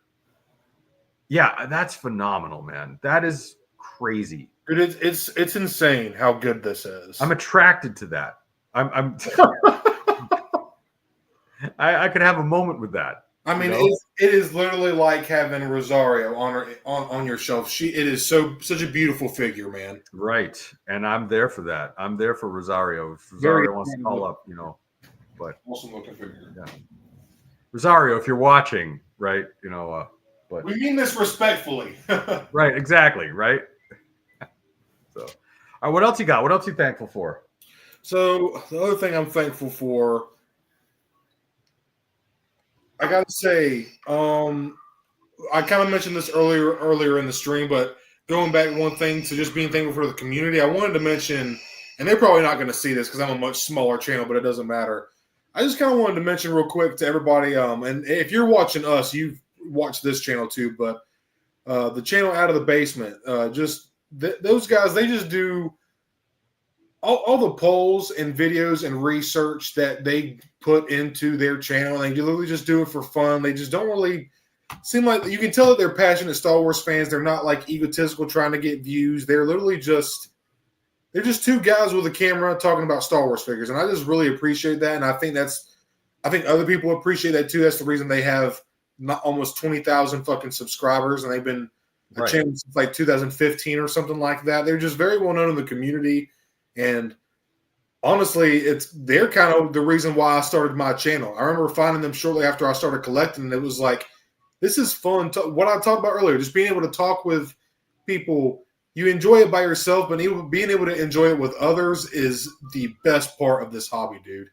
It is the best part of this hobby. Well, yeah, I'm definitely. I really like those guys, and yeah. A couple of times now they do a lot of their live stuff right in the middle of like football Sunday at like 1 o'clock or 2 o'clock. Yeah, they stream early, man. They're central. I think they're like in Indiana. They're like central timed. Right. So I sometimes when I tune in, I'm like, guys, I love this show, but like this is directly competing with like the game of the day or something, and you're like, okay. So if you're a football guy like me, this time of year, I'm like, I need I've got my phone going with them, and I've got the football game going, and I'm like trying to watch it, but I get it, it's an awesome. I enjoy those guys too. I definitely. And also I can tell you for sure that there've been a few of the larger channels who do check us out and sniff around, and not that that's what we're doing this for. But I have been in communication with a couple of those guys. They actually liked the Rit Die videos. They wanted to know, one of them, Landspeeder Luke, was in communication with me not long ago about, hey man, how do you do the Rit Die? So I actually sent him a little something so that he can maybe add that to his collection, and so it's kind of cool, But really, whether larger channels tune in or not, I don't care. It doesn't matter. I'm doing it for the people who are here right now, and I just get a kick out of it. And every other Saturday can't come fast enough as far as I'm concerned, So I love doing this. Chris G. Nate does seem cool. He literally reminds. I used to be in a metal band when I was in high school. He literally reminds me of because I think he was in a metal band as well. He actually was in his band when he made the Out of the Basement theme song. But he is literally every person I have met in like an old school hole in the wall South Carolina metal bar ever. He does seem like a very laid back dude. Just have a beer. Speaking of in 2025, so Stoned is not the only host who plays a little guitar, and we have been kicking around the idea of creating our own Stoned and Hyper intro and outro music. So that might be happening sooner or later. So I stay tuned for that. I've actually written a couple of riffs. I still have to record them and send them off to Stone. But one day you might tune in and you might hear some really fantastic guitar playing being butchered by some really terrible guitar playing, and that would be me. That would be me totally hammering Cody's good guitar work. But you never know. You never know. That might be in the works. I think it'd be very fun. We've been tossing around the idea a lot. I found out that he was a guitar player as well. So I think it'd be just something fun. And we're on episode 5, man. And clearly we have a good chemistry. We kind of like each other, you could say. Oh yeah. Hell yes. I feel like it's time to take that next step of our podcast to make it all that more, just legit and commit to it, man. Right. Exactly. I can see it. I sent you that hilarious.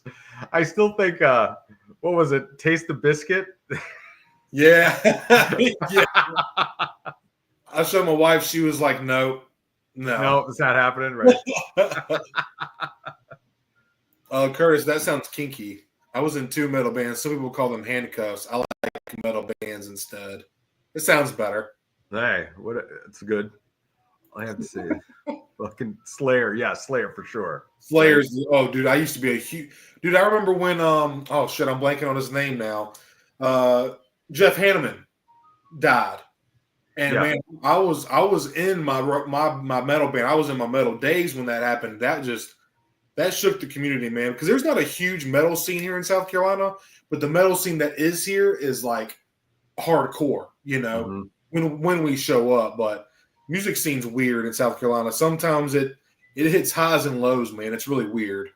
Wayne's World, I like it. That could definitely be a thing right there. Stone's World. Stone's World. Stone's World. Dude, Wayne's World is I haven't watched that movie in so long. Hey, so I was going to say. Hyper, look at Brian's comment. What's that? Pantera and Hyper Dire Straits. Oh my God! That's got such a nice flow off the tongue to it. That's kind of cool. I like it. That's beautiful, Brian. I like that. Is. Oh, Brian has been doing some nice shelf setups lately. Yes, he has, dude. His videos have been fun. I just put them on and pack me something, or I'm making my coffee in the morning, getting ready. It's just fun. The Rogue One, you had me with the Rogue One. You had me at hello, Brian. You had me. I was feeling that Rogue One setup because. It's funny because I love Rogue One so much, but I'm not a huge Andor guy, so I don't know how that works in my head. But man, that shelf was so killer. That was a really good one. All of them have been fun. I've enjoyed them a lot. Check out his stuff too, Brian, Gen X Brian over at YouTube. Yep, for sure, man. Definitely good stuff over there. He's kind of breaking his figures from his plastic prison. I used to collect inbox as well, and just kind of obviously you can see all my stuff. I still have some stuff on Carter inbox, but Brian's been going through and he's doing a whole shelf series and setting up his shelf movie and show by movie. It looks great. It's really fun little series got going on. So if you can't keep your figures standing, especially the heavy ones like bays, go online. Just go to eBay or whatever, wherever you like to buy stuff.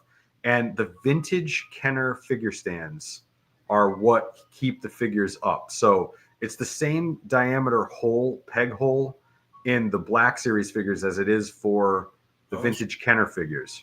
Okay. So if you can't stand them up, I use them all the time. And so, I've got hundreds of them. I put 2 on each Black Series figure, 1 underneath each foot.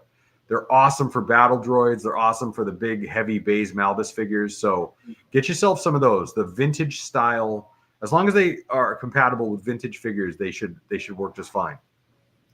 I've seen some people, and I've gotten close to it. I actually got my 2 Geonosis B1 battle droids finally to stand, and I haven't touched. They're still both standing. Pretty. They look strong so far. But I thought about getting some blue tack. I've heard a lot of people talking about just a little dab of blue tack, just so small enough where you can't see it. But once you take it off, it loses the stickiness. They say it's like you do it once or twice, and then it's probably time to change it out. But if you just do it, get it how you set up once, that's a really good, like, not as noticeable and shelf-saving way to keep your figures to stand up. But I didn't know. Yeah, I mean, there's a million ways to do it. I just happen to have a ton of the vintage figure stands, and I just one day by happenstance just figured it out. But you can use that if you want. The blue tack is fine, or Well, I didn't realize that the vintage stands fit. So I think I might start trying to utilize that sometimes too. That's good to know. Oh yeah. I like them because they're like rectangles. So there's each foot is supported by like a 2-inch square rectangle. So it really locks them down. Oh yeah, dude. I just want to rattle off the last couple things that I'm thankful for. Oh yeah. Then we can move on to we can do some more news or do some treat yourself recent pickups, whatever. So I had 3 more things that I wanted to talk about real quick. Yeah. And the one thing that I was thankful for is nostalgic packaging, like getting the brand new SDCC set this year, Maul and the Bloodfin. That was in that old school. I don't know if y'all remember back in the day, but there was a 12-inch version of Maul that came in that same exact green box, or not green. That's not the Power of the Force. It's the Phantom Menace episode themed box, but they shrunk that down obviously to 1/12 6-inch scale, and it's kind of like a little nod because the Sith Speeder, his Bloodfin is actually more of like in the box and on the 12-inch set, it's a little more of a tan color, but in the movie theatrically, it's more of like a black slate gray. But it was really just to pay nod to that original 12-inch set when they were doing the marketing for the movie, basically. So I think nostalgic. Also, the Stap. The Stap was in the old green Power of the Force packaging, now that I think about it. Yep. So that was pretty cool to see. We're also getting, I'm trying to think of any other nostalgic packaging at the moment.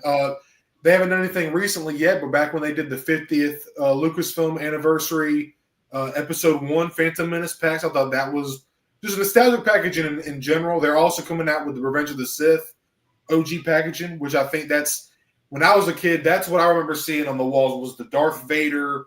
Yeah. That's just like hit me right between the eyes of nostalgia, dude. So just nostalgic packaging, it just really sucks you in. You could be like, I already have that figure. Then you see the packaging, it's like, well, damn, that would look good in box, wouldn't it? That's how they sucker you in, dude. I know. And they always seem to charge like $8 more for those too, Yeah, dude. 100. Yeah. Oh, you're damn right, because they know you're gonna do it. Yeah, right. Exactly. Yeah. So for me, the Revenge of the Sith packaging with the Vader and the lava is my least favorite packaging because it just doesn't fit the motif I have for all my other rectangular carded figures. Yeah. Even like the episode 1 carded figures and the Power of the Force 2, there's like the Maul head or the Vader head or something like that. But they're cool looking packages. It's not that I don't like them, but it's that they don't fit the same profile as the other ones. Yeah. So I'll probably, when those come out, I'll probably wait for them to get re-released in the regular boxes, or open those and have those like my opener figures, I guess. I mean, I agree with you. Just because it's not your favorite doesn't mean you don't like it. So I respect that, and I can definitely agree with you. It's nostalgic for me, and I love it because, like I said, I remember being a kid seeing that on the shelves. But I definitely can agree it's not my favorite packaging either. As far as display purposes go, I would have to say honestly, like, I don't know, the slant box Galaxy packaging was really cool, but I kind of like this new this new packaging they got. It's so good. It feels premium when you pull it off the peg. You know, it's Yep. got thick, sturdy cardboard. It's got a really streamlined, rectangular look. It's just a good looking box, man. It's kind of a combination of the old red and black packaging and the Galaxy packaging, That's and the perfect way to say it. the slant thing I didn't like because I could never, on my shelves, it never quite looked the way I wanted it to look with the slants, Yep. So I like just a rectangular for storage purposes. It's just so much easier to store, and Yes. and the profile is nice. It's a little bit thinner. You can put more of them on the shelf. So yeah, I'm with you. I'm thankful for that too. I'm definitely thankful for that hybridized packaging look. That's a good one to be thankful for. Yeah. That's a good point, though. It is literally a mix of the Galaxy packaging and the red and black box today. That's a very good way to explain that packaging. Yeah. And the last two things I'll try to cover quickly so we can move on to some other cool stuff. This is actually I'm thankful for. So this is something that I wish that Black Series would start doing with their card backs, and I wanted to mention the Marvel Legends series card backs, like the thick card stock that they have. Yeah. I just feel like here's a little spool for Treat Your Shelf recent pickups later. Like this, dude. I got this for $12. I'll talk about it later, but super thin card, man. I don't have anything Marvel Legends on card, but if they could do Return of the Jedi stuff on that thick card stock, I would buy all of them over again just to have that. Of course. That's another one where we kind of opened up the conversation about earn my money, Hasbro. Yep. Yeah. I just bought the Cobra Commander, the retro Cobra Commander on the thick ass G.I. Joe packaging. Yes. And it's 3 times thicker than that. And it's really well done. The G.I. Joe and the Marvel Legends, man, those are awesome packages. And then you get these flimsy, flammy Star Wars cards, and you're like, you talk about how much, Hasbro's always reminding us how much the licensing costs for this. But the other side of that argument is, well, that might be true, but the licensor might have a little something to say about how shitty the packaging looks. Yeah. Especially when that licensor owns Marvel, right? Yeah. So, it's like, well, why are you giving the Marvel Legends people the licenses cost the same, so or roughly the same. So, at some point, quality control from somebody has to go, hey, wait a minute, this is another sort of inadequacy that we're seeing here with this shitty fucking flimsy packaging. You think you could come down to basically and I know you wouldn't think it would make that much of a difference, but we always, like you were just talking about, you mentioned licensing, and I know Star Wars licensing for Hasbro is because they own the right to Power Rangers, they own the right to G.I. Joe, they pay royalties to Marvel, but it's not near as expensive as Star Wars licensing. But do you think would it be that much of a chunk for licensing that they have to pay where they can't put in? Because it's all made by Hasbro. Why are they giving G.I. Joe and Marvel Legends the nice ass card stocks, but we can't get that in the Black Series? Why are they not making that? Wouldn't it be cheaper to have the same packaging kind of across all throughout? That's consistency. Consistency in the line, right? Yeah, consistency in the line. And the thing is if you take a G.I. Joe figure, and by the way, the G.I. Joe figure is almost identical box dimensions. It's almost identically the same layout of the box, right? Yeah. You buy a brand new G.I. Joe, it's $24.99. You buy a brand new Black Series, it's $24.99. But the G.I. Joe comes with a lot more stuff, or the vintage packaging is just infinitely sturdier for the same money. So I really don't buy Hasbro's argument. I've heard it a million times that, licensing for Star Wars costs more. Well, but you're also charging more for the product. So give us the good quality that we want, and I think we've all purchased, you were showing in your video one time, not long ago, the Carbonite block Black Series Han Solo. Yep. That is a piece that disappoints me because it feels like a knockoff to me. Yeah. It's very light. The plastic is very, it feels cheap to me. Yeah. And you're paying a premium. I mean, that is one of the most iconic pieces of Star Wars lore, and you're charging an arm and a leg for it. And it just feels like you're not getting the value out of it, at least to me, and I really am starting to weigh every single time I pull out my debit card for a Star Wars purchase. I'm really weighing it against, and then you look at like the Micro Galaxy line. That's a Star Wars license.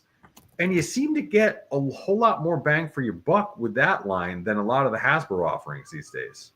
So I don't really buy Hasbro's argument that it's too expensive to do these nice things, I agree with you, dude. And then the last thing that I want to touch on, and then we can move on. Something that I'm thankful for. I guess this could be more of like a gripe than a thankful for because we don't have it in the Black Series. But I guess it's cool. I'm thankful that the Vintage Collection has this, but I really like the idea that the Vintage Collection does, but Black Series only has one like this. It's the Groot and Logu build-up pack with Yoda's lightsaber, where they have the hilts unignited, and then they have the saber all one piece. Oh, God. Yep. Hilt painted on. And it makes it, instead of that stupid peg out thing, it's all one piece. And the Vintage Collection does that too. They have the unignited lightsaber and the ignited saber. Yep. And I feel like I would love, if I had to, I'll pay an extra $2 or $3 to start getting little changes like that in the line. I think that would be so cool. Because then, dude, say if I bought a General Obi-Wan Kenobi and he came with an ignited and unignited, I would buy two so I could have one in display with it ignited and then have another one to have it chilling on his clip with like hands crossed. Like I would find different ways to display them. You know what I mean? Totally. Absolutely. Yeah. Yeah.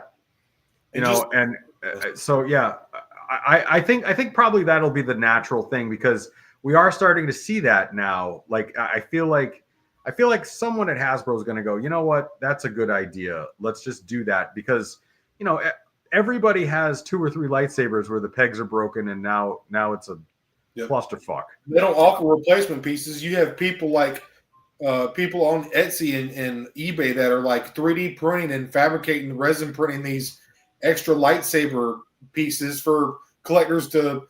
Because I thought it was cool how back in the day you could buy like accessory packs when in the 3 3/4. Yep. And like, nowadays they don't really. Which let's be honest, like I'm sure we all have enough like E11s and DC15s and shit. But like it would be cool to get like. I don't know what they would charge for stuff like that, but to get replacement parts or little hilts or sabers or blasters, or somebody that people have lost over the years, like, hey, I got this cool figure, but I don't know. Maybe that's kind of extra for them to sell out that one extra accessory. I don't know. That's work for Hasbro's part. Hyper, you there, buddy? Y'all, I think we might have just lost Hyper. Uh-oh, I think we lost Hyper, everybody. I'll give Hyper a second to join us back, and I'll just talk with y'all for a minute, chat. Give Hyper a moment to figure out what's going on. I'll take him out for real minute. Wait for him to come back real quick. Yeah. So simple as so. Yeah, I liked Harry Potter, man. Harry Potter wasn't bad. Rain really likes it too, man. That's probably one of the main reasons I still watch it now. But yeah, Harry Potter's dope, dude. Still haven't played that one game. Other ones are selling accessory packs too, so why not? Yeah. I don't know why Black Series doesn't do that, man. It would make so much more sense. Yeah, we lost Hyper, y'all. Oh, Hyper, he said he lost power. Hey, Hyper, we'll wait for you, buddy. Once you come back, just hit that link again and come back, and then I'll bring you back, dude. We'll hold down the fort until you get back. Power the Force 2 had accessory packs 100%, Brian. Dude, that's what I'm saying. Like, I feel like it would be maybe a little more extra work for Hasbro, but like a lot of people would, like I said, you have collectors who are coming in or older collectors who have broken certain accessories like that want extra hilts or lightsaber, actual sabers or certain like blasters or other accessories that they're missing. So I don't know, man. You showed up in that picture. Oh, dude, yeah, that he just texted me that Grievous. It looked really good. Y'all, chat. My cousin Lord Sosa is actually looking at a sideshow Grievous, and it's pretty fucking sick. It is gnarly. I don't know how good my camera's going to show up on here. He got really big. Haven't even been lifting, bro. Okay, hey, we'll be on standby. We'll wait for you, man. I'll kill some time. I didn't know what your time was looking like tonight, anyways, Hyper. I was thinking we could maybe go for like 3 hours, maybe a little over 3, depending on how you're feeling tonight. So I don't know a whole lot about Mythic and Cosmic Legions, but I've seen guys like the Monday Night Figure Ball guys and Mike Case talk a lot about them, and they look fucking incredible. If you're watching my stuff, you've probably heard of Fig Fury. He does. He's a figure photographer, and he's got some cool pictures of some Cosmic and Mythic Legions. There's probably a couple figures that I could get into, but I know they're a lot more detailed in paint. There's like a lot of deco and paint, so they're like $50 to $60 a figure, if not more, if I'm not mistaken. But they look incredible, Wasso. Do you have any of those, Wasso? I'm just curious, man. Okay, I think Hyper is working his way back. Hyper, can you hear me, buddy? You back? Okay. Yeah, I can hear you, dude. All right. Yeah. Sorry. I don't know. We just power went out for a couple minutes. I'm back now. Sorry about that, guys. It's okay, buddy. We were just killing time, man. I was just talking with chat for a minute. Right. Hey, everybody. All right. So where are we at?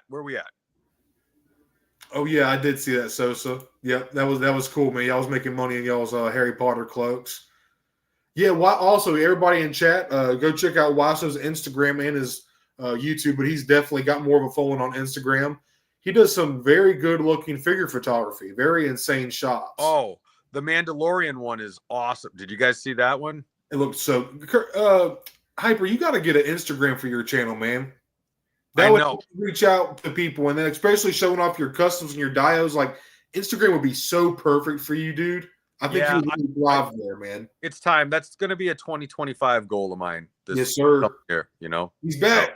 We got him back, Curtis. What is a host without his co-host, and the other host without me as a co-host? Right. I am the barnacle boy to mermaid man over here. You know, so I'm honored that you think I'm mermaid man. Okay, I'll take it. I thought it was the other way around, but hey, I won't say that. You need that starfish mask on your face, right? You are the taller, thinner one, so I'm the shorter, fat. That makes sense. So I guess that makes sense. Yeah, right. Yeah, but that means I wait a minute. No, you've got the seashell bra, and I've got the sailor hat. So I guess my hula dance might not be all that pretty, but it might make you laugh. It might be. I don't know. Let's try. So, hey, Hyper, do you want to get into some recent pickups, man? Or do you want me to cover up some more news real quick, or? Oh, so yeah, so take it wherever you want to go. So basically, the recent pickups that I did a little bit. I was on my way to the Home Depot yesterday, and I swung by the Target that I have, and the GameStop that I have, and the Macy's. I think I said this already, but new stuff is dropping. Like new stuff is dropping all over the place because, well, it's Christmas time. It ought to be, you know. But 100%, I saw basically it was Skeleton Crew stuff everywhere, and I did pick up. Yeah, I picked up Brutus, which I was psyched about. I picked up that Chase variant, Micro Galaxy, and the Thrawn. And I picked up something else. I'm not going to show it. Maybe I will someday. But okay. I knew this would happen eventually. And there's that new hero line, the 4-inch hero line of figures. Yeah. They're like the 5 POA figures. Yeah. And I picked up Jedi Luke and I picked up Grogu, and I'm like, all right, I'm going to stop. Yeah, fucking right. Dude, you got sucked in another line, dude. No. So I saw yesterday. No, Hyper sucked in. He's about to give us a excuse. I'm balls deep at this point. Okay. Plead your case. Right. And I bought Paz Vizsla, Darth Maul, and that really awesome looking Moff Gideon. I can't be mad at you, dude. I know, right? That's pretty And good luck. so they were all kind of like cheapy cheap, like they were kind of, I mean, they were like $6 or $7 a piece. The Paz Vizsla is a little bit more, but he Yeah, was on clearance. He was on clearance at my Target. yeah. So I'm like, well, I guess since no He's one's here, I was an unescorted Target shopper yesterday without my wife. Sometimes and I was like, oh yes, indeed, I'm going to put that in the cart, and I'm going to put that in the cart, and the next thing I know, I'm walking out with all this new shit. And but yeah, it was a day. It was a day yesterday. And for you GI Joe people out there, I know there's a few of you. It's on in 25. I've got 3 new armies under construction, and I bought. This might not mean anything to Stoned, but if you know, you know. The Iron Grenadiers Cobra Bat is off the chain. That thing is awesome. That might go in the best Black Series pickups of the year, the GI Joe. It's that good. It's friggin' phenomenal. Yeah. And I also bought Stone his first GI Joe yesterday. He just doesn't know it yet. So he's gonna get that in a little box of goodies one of these days, whether he wants it or not. So I feel like I might, if a gift like that, my first Joe, I feel like I might have to keep that on card somewhere up on my wall. you might have to, man. You might I'll have to open that one up, dude. My first Joe, I think that one needs to stay in box. Well, it's going to happen. You know, I'm trying to get you. I'm trying to suck you down that rabbit. That sounded terribly wrong. I'm sorry about that. Hey, man, it's because you've been sipping that bourbon, man. You're just I'm not trying to suck anybody right now. That's for sure. Down anything. You're just loose, buddy. Right, exactly. So anyway, all right. What you got for pickups? So I don't have a whole lot of pickles, but I have some juicy stuff. I say I don't have it's been about 3 weeks since me and Hyper's last stream. I did do a couple pickup videos since then. And Lord Sosa, don't you dare spend that much money on me. Don't you dare buy. This is my cousin in chat, y'all. Don't spend that much money on me to buy a Sideshow, bro. If you buy something like that, buy that for yourself, bro. I'm extremely honored that you would do that, bro. And I know that's something that you would do, but you really do not have to do that, bro. That is very kind thought, though, man. Sideshows and Hot Toys, that's next level stuff, Oh, man. dude, that stuff is like attention to detail. I've been talking to my buddy Curtis in chat about Hot Toys, and like they have the glass eyes, and you can turn them and shit. Hot Toys is another level, man. Oh yeah. Mom, if y'all are looking for like Christmas presents or something, like just if y'all see some Star Wars figures that I think y'all would like, just whatever. It don't matter. Y'all don't even have to get me anything. I'll be thankful for whatever y'all get. Simple ass Sosa. If you bought me a Qui-Gon Jinn cloak, of course I'd fucking wear it. You're damn right I would. Of course, it'd be disrespectful not to. So you gotta bring back the Qui-Gon mullet, man. You gotta. Oh man, I wish I could grow out my hair. I miss my hair sometimes, and then I take a 5-minute shower, and I'm like, damn, that was nice. Because before, man, after a show, I used to throw down on stage. My hair would practically be in dreads, just like so sweaty and like not enough. I was like, we used to throw down back in the day with my boys, man. Chris G, Lord Sosa is my cousin, man. A lot of memories with him and my brother growing up. He's very close to me. Everybody's saying, "Hey, okay." So a naked Jawa, yeah, I've heard they're hairy, Curtis. That's what they say. Yep, I hear they're furry. Aren't they supposed to look like rats or something like that? I think they're like rodent-like or something. Right, yeah. Nobody's ever seen a Tusken without their wrappings and lived to tell. But I think there's like rumors of what a Jawa looks like. But nobody knows what a Tusken looks like. So yeah, all right, recent pickups. I'll kind of start from like Brian, I don't know if you're still in chat, buddy. I'm sure you are. You're probably just listening, hanging out and stuff. Sorry, I was reading this. I have the same haircut. Yep, bald, baby. Bald brothers got to stick together, man. I say, hey, I live vicariously through everyone else who still has hair and long hair. Because, dude, don't get me wrong. If I could still have it, I'd still have my long hair. That's just, I thought that was like my personality, but it's not. I was liberated after it happened. But so first off, I'm just going to start off with here. Let me change this up real quick. We are getting into sometimes when you have a hard time or a hard week, you got to treat yourself and treat yourself. Eat your shelf. To some cool shit.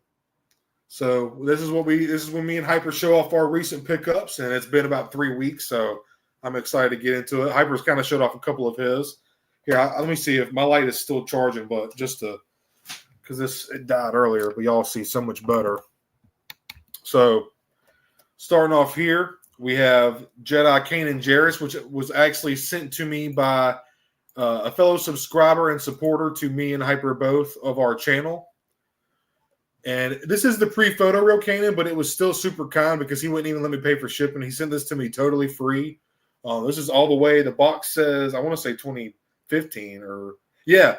I don't know if you can see it. It's small, but 2015, man. So this is pre-photo real. So this, obviously 2016, 17 was when photo real was introduced into the line. But that being said, it was very thoughtful for Brian to send it to me. Like, as Hyper said earlier, pennies from heaven, absolutely free, very kind gesture. And now I officially have the entire Ghost crew. So just having the representation for Spectre 1, I have all the Spectres. Shout out to Brian X. Thank you so much, buddy. I appreciate that. Very, very kind gift. And I was talking about photo real earlier, and I was saying how some are like very, very bad. This is some of the Rebels figures pre-photo real were not terrible. They're not fantastic, mind you, if you compare them to the photo real, but for their day, it's really not all that bad. But yeah, that's a good figure. And I kind of thought it was a strange thing because what number is he in the line, in the red line? Yeah, 19. 19, yeah. Like, I mean, 2 years after the line even started in 2013. Right.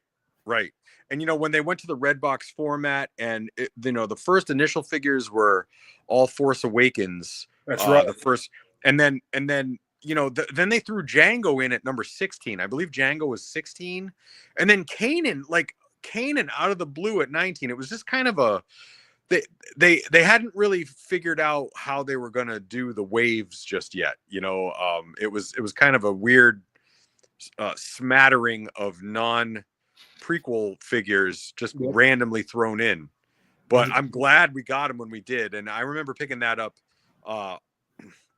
a few years ago and really digging that figure. The 2-part lightsaber is really cool. I mean, he's got some nice paint on him. There's a lot of texture on his pants. Like the sculpting is very nice. Like he's even got it's not an overlay, but it'd be cool if they did it now. It would definitely be an overlay. But the sculpting on his whole like shoulder piece is like, it's just really cool. He comes with a blaster, the 2-part. So you're telling me the lightsaber comes apart? Yeah. If I recall, it comes apart. That's and it awesome. Hangs on his belt. Yeah. That's sick. So Jack, correct me if I'm wrong, but I'm pretty sure. Yeah. That's awesome. I haven't taken that one out of the box in a long time, but it should. And he has a really cool it's also the gun. If it's not the exact same gun as Luke's Jabba gun, it's pretty damn close. Oh yeah, I think it is, dude. I think I have him down here somewhere, but I think you're right, dude. I think that is the same exact sculpt. Yeah. Isaiah, thank you for joining us tonight, buddy. Thank you for coming to hang out. And let me just say one more time to Brian, dude, the gift box, the anonymous gift box was sick, man. That I'm telling you. And the Reva figure is actually a damn good figure. Like that's a really smooth, nicely articulated figure. It looks good on the shelf. And again, the 4-inch fire speeder pilot that you gifted me, dude, was really cool. That's a blast from the past. And I'm gonna actually that is going into one of my Power of the Force 2 throwback videos. So thank you very much for those. Brian, I can't wait to do a review. I'm gonna do a quick review on this figure.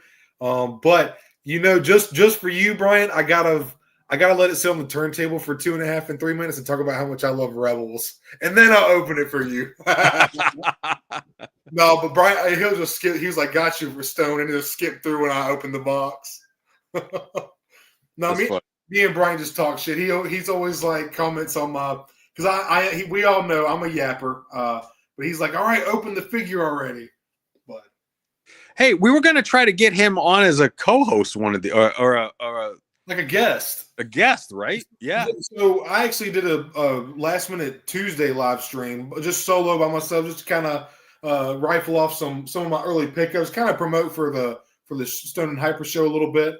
And I mentioned on chat about having some guests on. Sometimes we have a lot of regulars that come in and hang out with us, and even getting some new names and stuff is nice from time to time. But I just thought it would be cool to kind of like.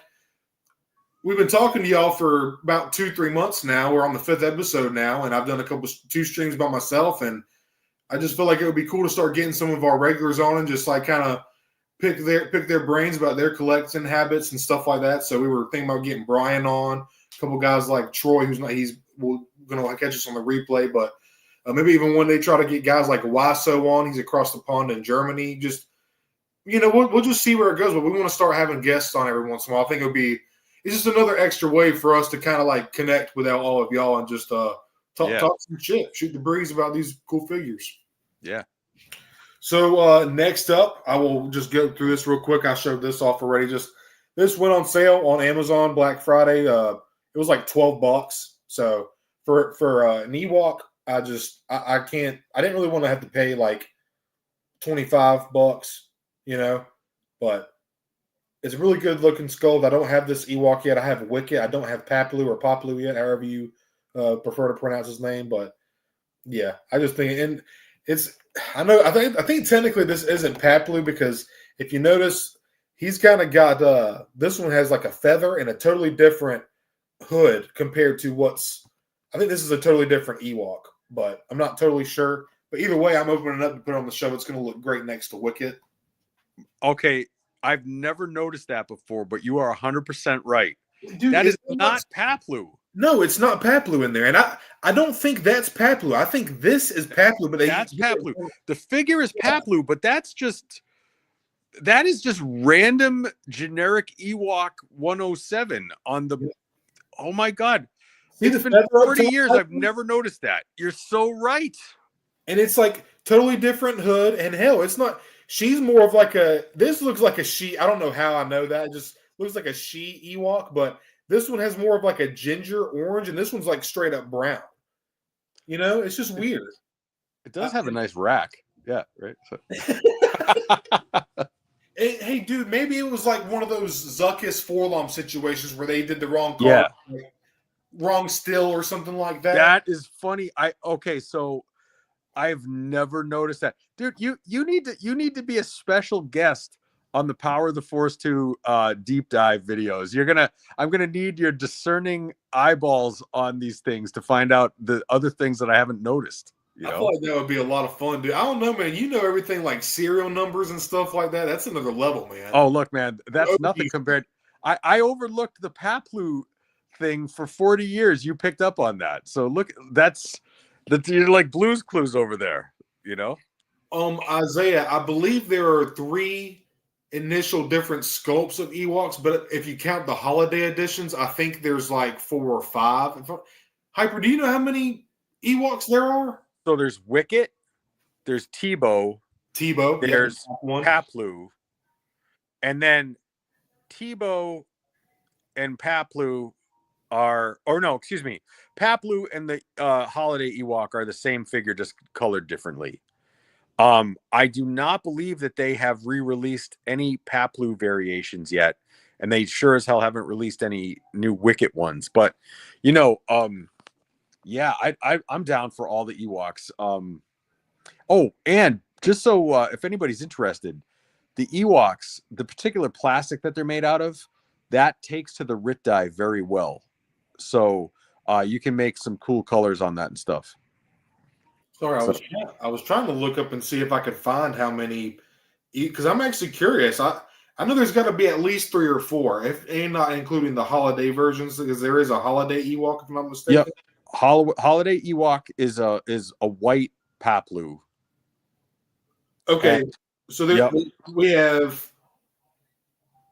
Let's see, 1, 2. Okay, so 3 different initial sculpts, like Hyper said them: Tebow, Wicket, Paplu, and then like the holiday variations, and then not including the Reap. But yeah, so 3 Ewoks basically. And the Tebow figure is awesome. That's a great figure. I don't have Tebow yet, but he looks dope, man. That like the gray patterns he's got on his black, and then the cool skeleton headdress. He looks cool. Yeah, that's a good one.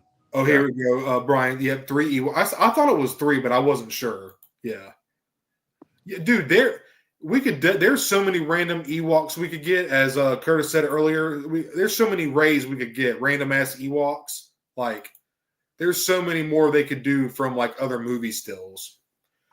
So next, going up for pickup. This is something I got a couple weeks ago. A little quick pickup, $15. I don't have this version of Grogu, and specifically, I don't have the pram that he sits in with the clear stand. Mm-hmm. Also, this sculpt of Grogu has him sitting down, and I don't have that one. I feel like that was just a cool one to add, and he also comes with the Mythosaur necklace that Din Djarin gives him. Yeah, man. So for $15, I feel like for the pram and all the extra little accessories, it's worth paying that. But them charging $25 for this, I was just kind of like, damn, Hasbro. Like, oh, I know. It's a new Yoda sculpt, and y'all are giving us the frog and the cup and all that, but damn. Y'all got to take our money, then spank us after too. Like, no, right? Exactly. Shit. But beautiful mural, as always. I do love this Galaxy artwork, but I'm not glad to see the slant going away. And I love this yellow, like orange color for the Mandalorian. So yeah, me too. That's a sharp looking box. It is a sharp. It is the Galaxy packaging is quite nice, but just like you said, for like display and storage purposes, it does kind of like hinder what you can do. Yeah, yeah.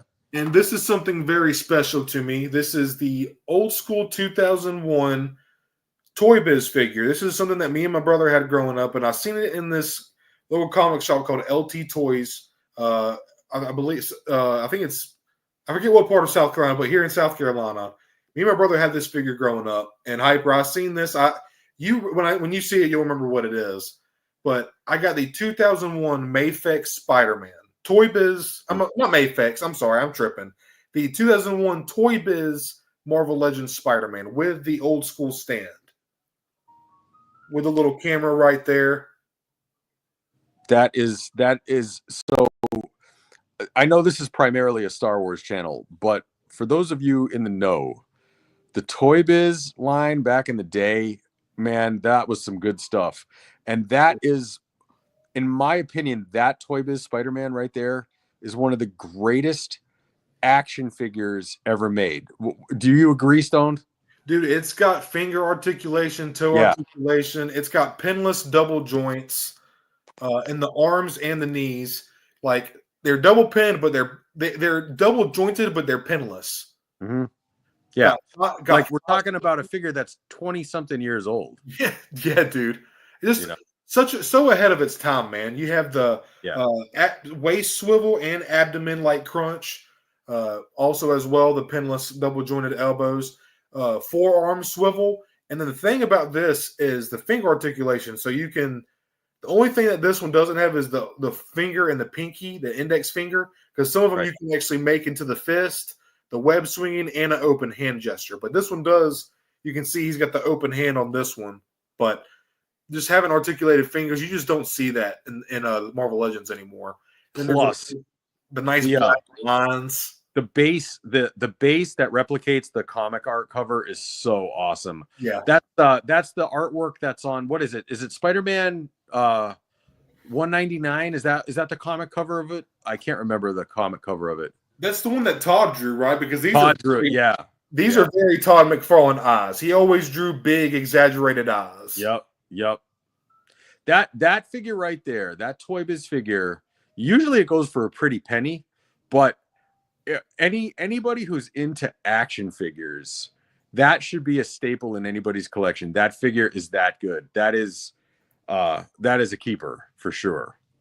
I was so excited I couldn't wait. I actually showed this to Hyper a week or so ago.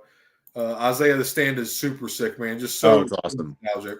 Mom, I know you remember this. Oh, that is one of those figures where even when you see it in the clamshell packaging, it's phenomenal looking even in the packaging. Like just the way 100%. they've got it. Oh, The it's comic awesome. in the background too. You get the comic Yep. with it. This one was loose. I I'm not gonna lie. I paid $38 for him, dude. But fucking, it's one that I had with my brother, and I just That's a good deal for that figure, man. I've seen that thank you, figure go man. for $100. I mean, you can find them on eBay for like decentish prices, but I was just like, now I have the story of finding them in the comic shop as well. I just felt like that was a little Right. more, you Yeah. know. But yeah, Mom, I know you remember that. That's a And good pickup. That's a oh good yeah, pickup. dude, Mary Jane loves the finger articulation. Peter the Pumpkin Eater's got the magic fingers, bruh. Oh my God. There I'm it is right there. All right, we're getting a little brain Ronnie. Sorry. Oh my. Oh dude. Oh That's man. the comment of the night. I might have to take a break on my pickups because Connor just asked you if you have any GI Joe vehicles, and I have a feeling you do. Do I have any G.I. Joe vehicles? You mean as in like vintage style vehicles? Uh oh, Going? you're about to take Hyper on a whole nother trip now. Dude, stand by. 2025. Uh-oh. 2025. We're breaking it down. Connor, you might have see some videos coming. Hyper, if you haven't checked out Connor's channel either, yeah, I think you would really enjoy it, man. I will. He's kind of like me and you, man. Like if you, I know you enjoy my reviews. I feel like his are very like just laid back and just he's just kind of talking to you about why he likes it. I just really like his style. I think he's got some cool shit on there. All right. So as soon as this is over, I'm gonna go over and subscribe. So Hell yeah, dude. definitely. I don't know if you can see, but look at that picture of him sitting on that fucking gator. Do you I see? know. I'm trying. Hold on. Let me see. He used to be a gator wrestler. That's awesome. Yeah, he's a wild man, dude. Guys, My family probably watched you wrestle gators on one of our trips to Florida. You know? hell yeah, you never know. That's very true, Hyper. Probably did, man. We probably did.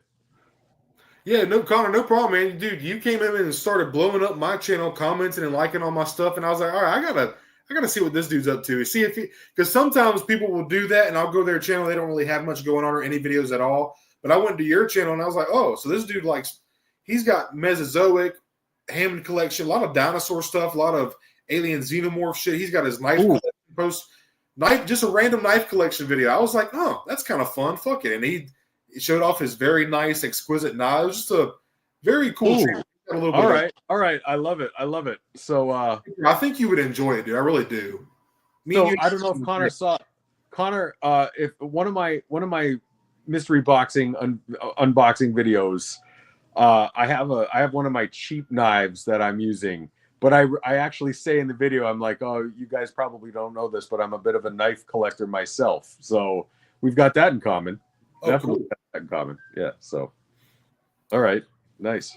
Okay. So next up for pickups, and I'm actually sent these are going to be in a little sneak peek for Hyper's gift basket that he's going to get for Christmas. I got some chance cubes. I just so happen to have a chance cube here. Blue, the boy. Red, the mother. But these look really good. These are not painted. Like I feel like these are like it's a very good design. I feel like they're baked on. I really like the kind of weathered, like little white chipped look it's got. That's cool. Yeah, they did a really good job with it, man. Now I will say I paid $20 for 4 fucking dice. Galaxy's Edge Disney. That's fucking robbery. That's $5 a dice, motherfuckers. What are you thinking, Disney? Christ, Disney. Yeah, but, dude, they suckered me in. Hyper, you know, I love Watto. He's a piece of shit character, but he's just an iconic role. You know, he's awesome. I had to get the Chance Cube. I think it's so cool, and the nostalgia alone, $5 a dice, it was worth every fucking penny. To be honest with you, I'm just talking fucking shit, but. I am going to have one of these on my desk, one of these probably in my pocket always, or my wallet or truck, and then I have one on the shelf in my Phantom Menace display, and then one of these are going to be going into a box. I love it, man. So long ago, one of my handles, when I first started customizing and putting my stuff online, on like forums and stuff like that, I went by the name Stupid Chance Cube, so that's kind of funny, right? So. Dude, yeah, when you told me that, Hyper, that was fucking weird, man. Then you said something about you and your kids, you and your sons making one. I was like, oh, that's Yeah, So there was like maybe I was I was meant to get that. I just thought it was crazy. really I know that was crazy. Yeah. So hey Curtis, appreciate it, dude. He's just I don't do many impressions well, but the ones that I can do, I'm pretty good at. I think we ought to, Lucasfilm ought to bring Watto back, and they ought to use Stone for the voiceover. Oh, dude, do you know how fucking honored and serious I would take that? I know you would. You would be honored. Well, thank you, Connor. So I picked up one of the things I'm most excited about is my Armies of Star Wars shelf series is officially coming to a close. I did 20 armies plus a few bonus ones like the Batman ones and the Predator ones, and so 20 armies times 7 figures is a lot of figures, right? So hold on, I'm gonna do the math for that real quick. What did you say that 20 times 7? Yeah.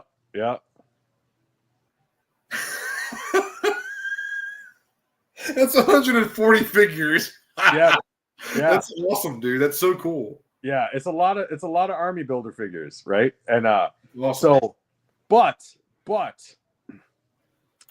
I did some rearranging, and I'm going to do a final reveal. We're going to do a walkthrough of all the army shelves, but I needed to get 3 more of the greatest figure of all time. Is it the Jedha Patrol? That's the Jedha Patrol Stormtrooper right there. Oh, nice, dude. That is. I got 3 more. I got 3 more of these for the shelf because I was 3 short.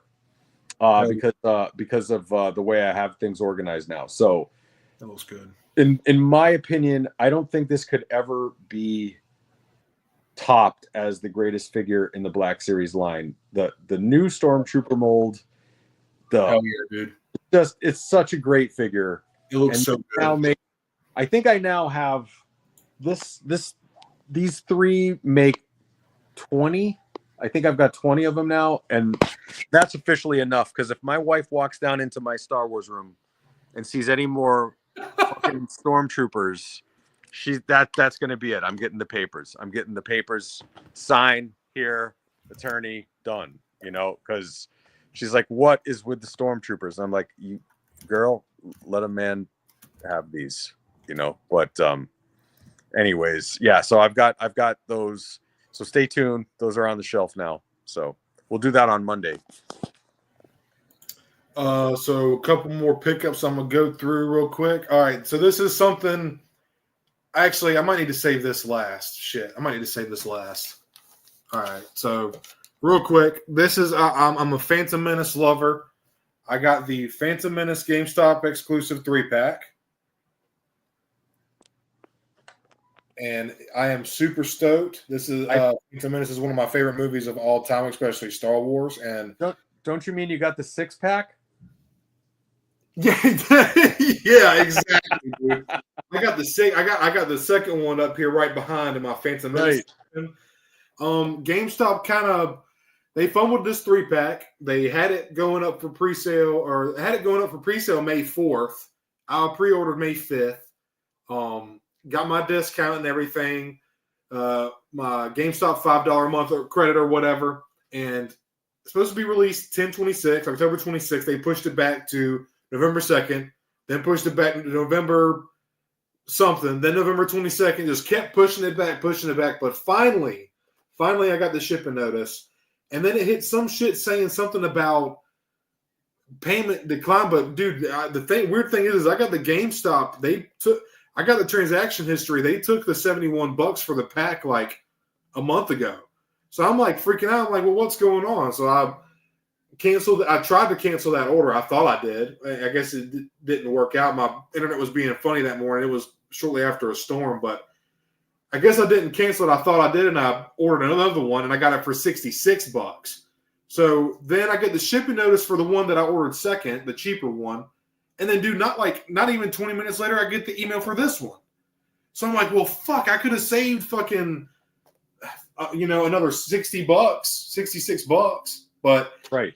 I guess, I need to look at it as a good thing. Now I have one to keep in box, and I have one that, because I'm not going to lie to myself. I did want one to keep in box because I just love Phantom Menace so much, but I guess it worked out. And the updated photo reel on both Qui-Gon and Obi-Wan, I think, is so worth it. And Waso, also a subscriber to the channel and supporter of both me and Hyper, we were working out him sending me this Padawan Obi-Wan when he first came across my channel. And then we found out that it was going to get archived, and then it was going to come out in this 3-pack. So he was like, well, I guess we don't have to worry about shipping from Germany. So, but I am so stoked to finally have Padawan Obi-Wan. This is another figure that has really, let's be real, honestly, both Qui-Gon and Obi-Wan have started to go up on the aftermarket.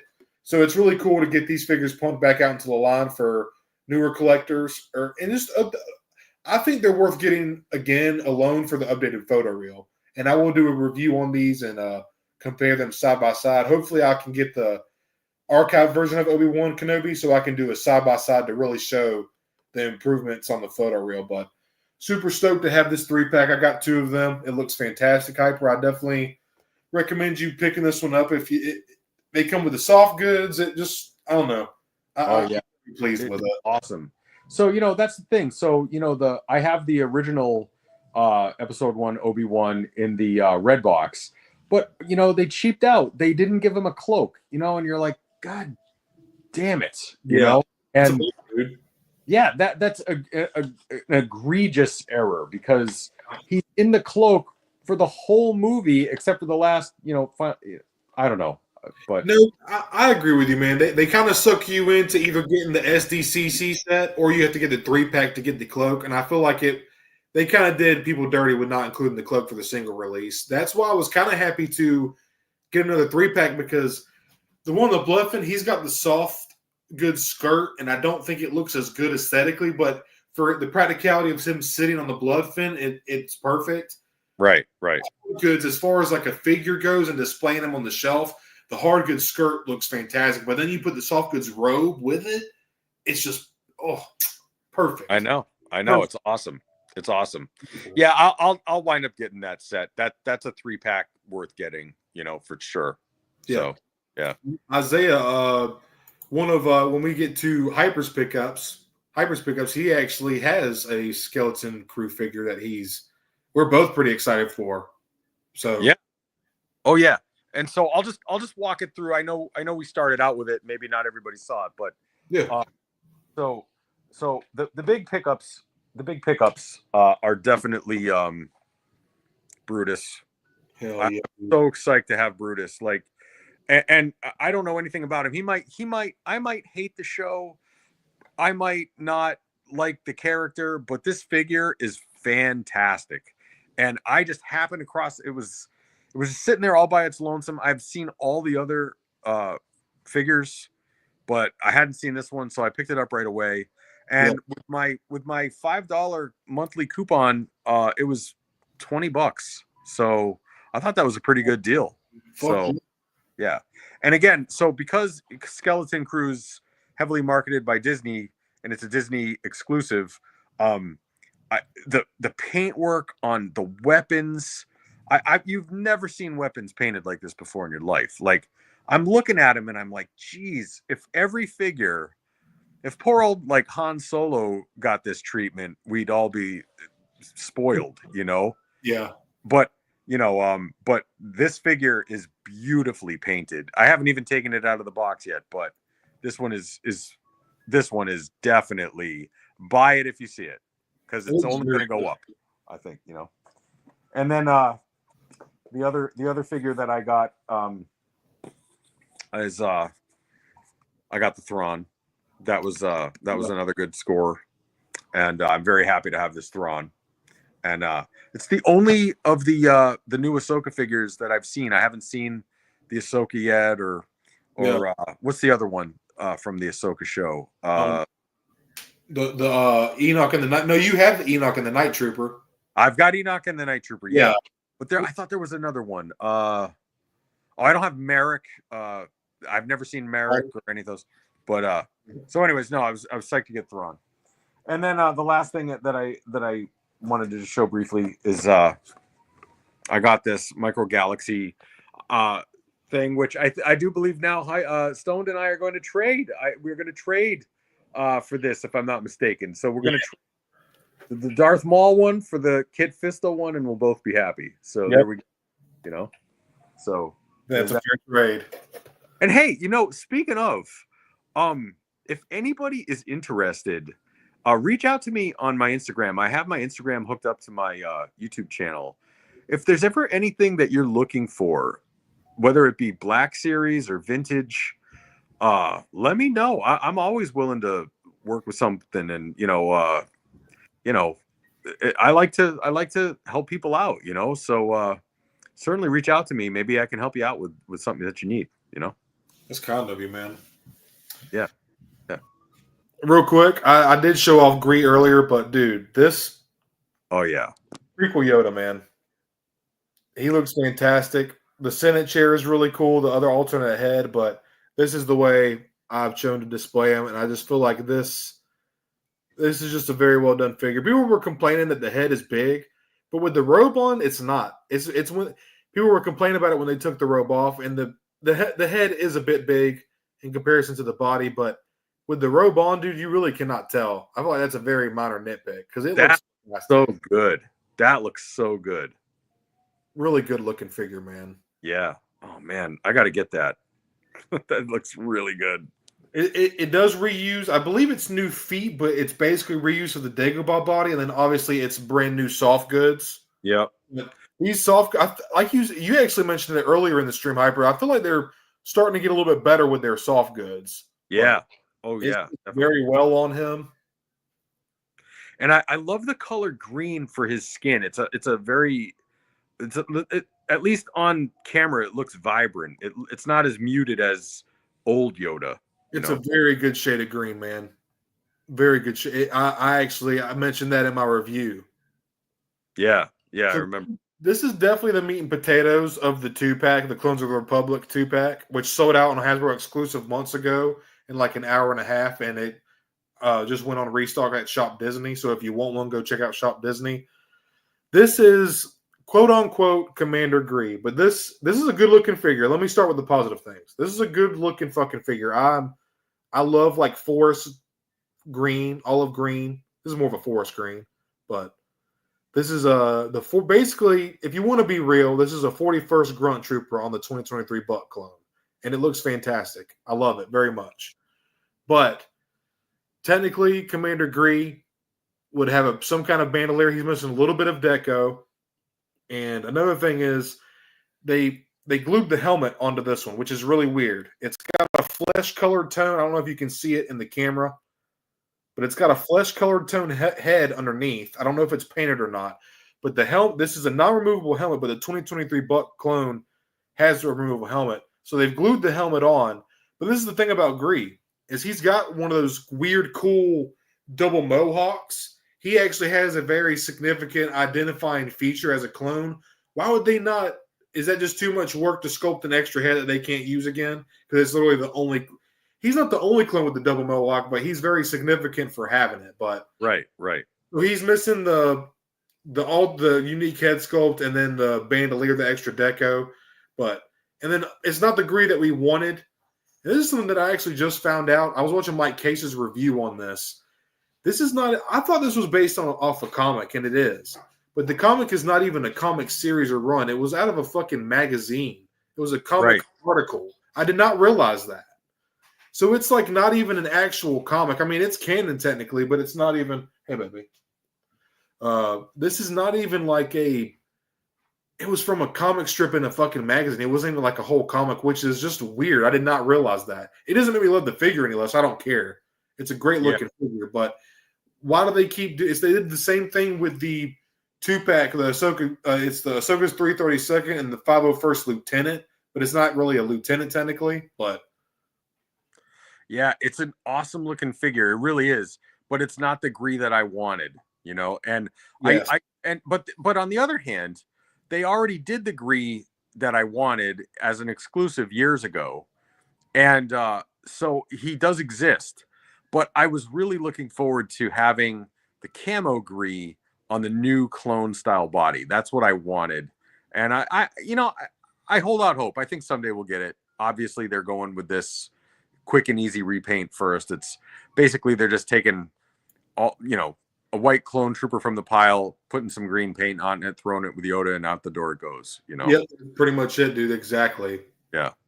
See, Hyper, we were talking about Pulse earlier, and that's where Brian ordered Yoda. He managed to get a pre-order in that hour and a half before they sold out when they first finished up, and his still hasn't shipped yet. His says 12. Okay. Dude, is that not wild? So, Brian, that gives me hope because maybe my E-Wing really will ship one day, you know? So.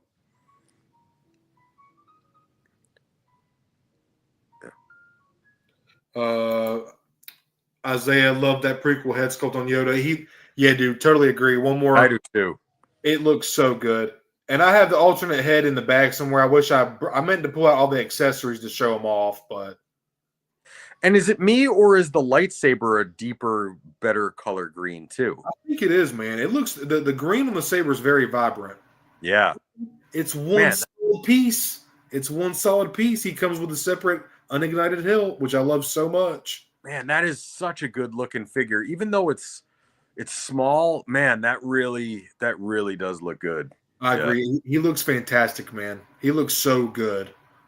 I'm just so happy and giddy to have a prequel version of Yoda. Like, people that have been collecting since 2013 have been clamoring for that. I've been collecting for almost 3 years, and I've been clamoring for it. I can't imagine people who started out. Like, it's so nice to have in the line. Oh, yeah. Hey, Timbo, as usual, showing up late to the party, fashionably late. What up, Timbo? We were singing your praises a little while ago again. Yes, we were. Always singing Timbo's praises. Family stuff just got home, headed to some of my favorite Black Series and 1/12 collectors. Thank you, buddy. Hey, man. So, I was giving you a shout out about your Ned B custom figures there. What do you think, Wasso? Yep. So, hopefully, we'll send some traffic over your way. Yeah. Hyper was hyping up your red dyed Ned B clones. They look that kind of like red color. They looked really good, man. Good job on those, dude. Yeah. He's gonna surpass. He's gonna become the new Rit dye expert, and I'm gonna have to watch his tutorials now.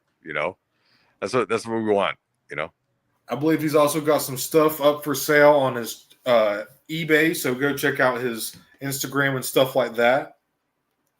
But moving on, I have 1, 2, 3, 4. I have 5 more things, Hyper, and then I'll let you take over, man. Wow, man. All right. So chat. We have 10 people in here. I really need y'all's help to help me decide on this.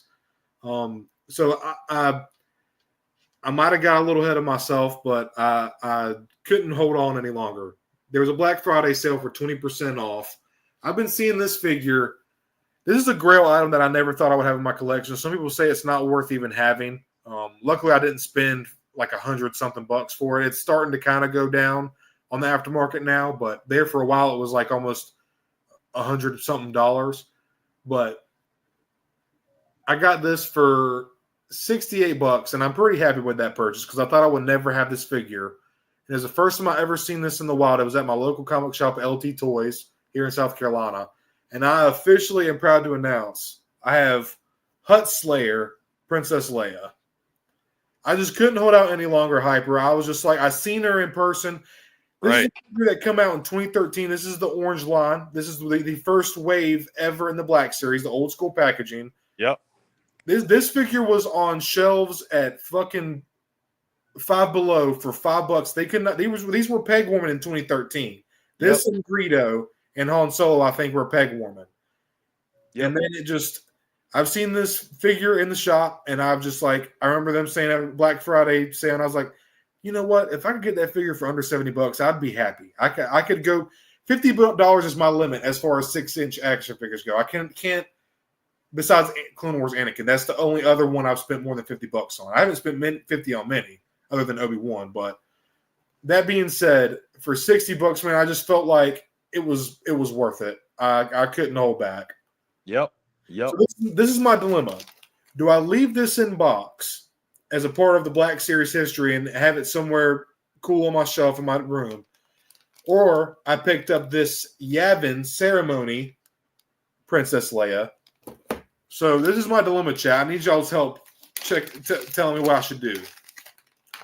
Do I leave the 2013 Leia Hut Slayer Leia in box, or do I pop this head off the Yavin version, bust her out the package, and post her up with Jabba? Or should I just open her up, keep her normal, and just post her up with Jabba with the old school pre-photo? This for you. Those of you not familiar, this is 2013. Photo Real was introduced in 16, 17, so this is a pre-photo real figure. So I don't know if you can.